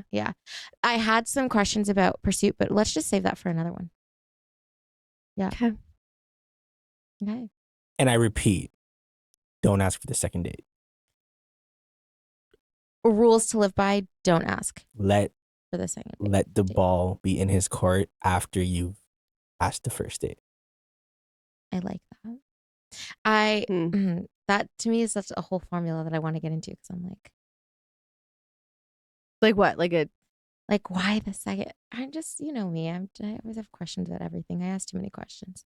I genuinely think I do. Never too many questions. Yeah. Okay. This is interesting. It is. Time for snacks. What did you say? Time for snacks. Oh yes, most definitely. Like my stomach's growling. Mhm. So if It's in my starter pack. Yes, it was in our Snacks. starter pack. If you enjoyed today's episode, be sure to give us a rating and review, whether it be on Apple Podcasts, Spotify, Google Podcasts, or of course, YouTube. You could give our video a like, subscribe to our YouTube channel. We'd greatly appreciate it. And if you want to follow Big Girl Panties, all the information is going to be in the show notes or the YouTube description of the video. If you want to follow Priya, EJ, or myself, all that information is also in the description. With that being said, stay faithful, stay courageous, keep embracing the journey, and don't get your panties in a bunch. Bye, guys. Bye.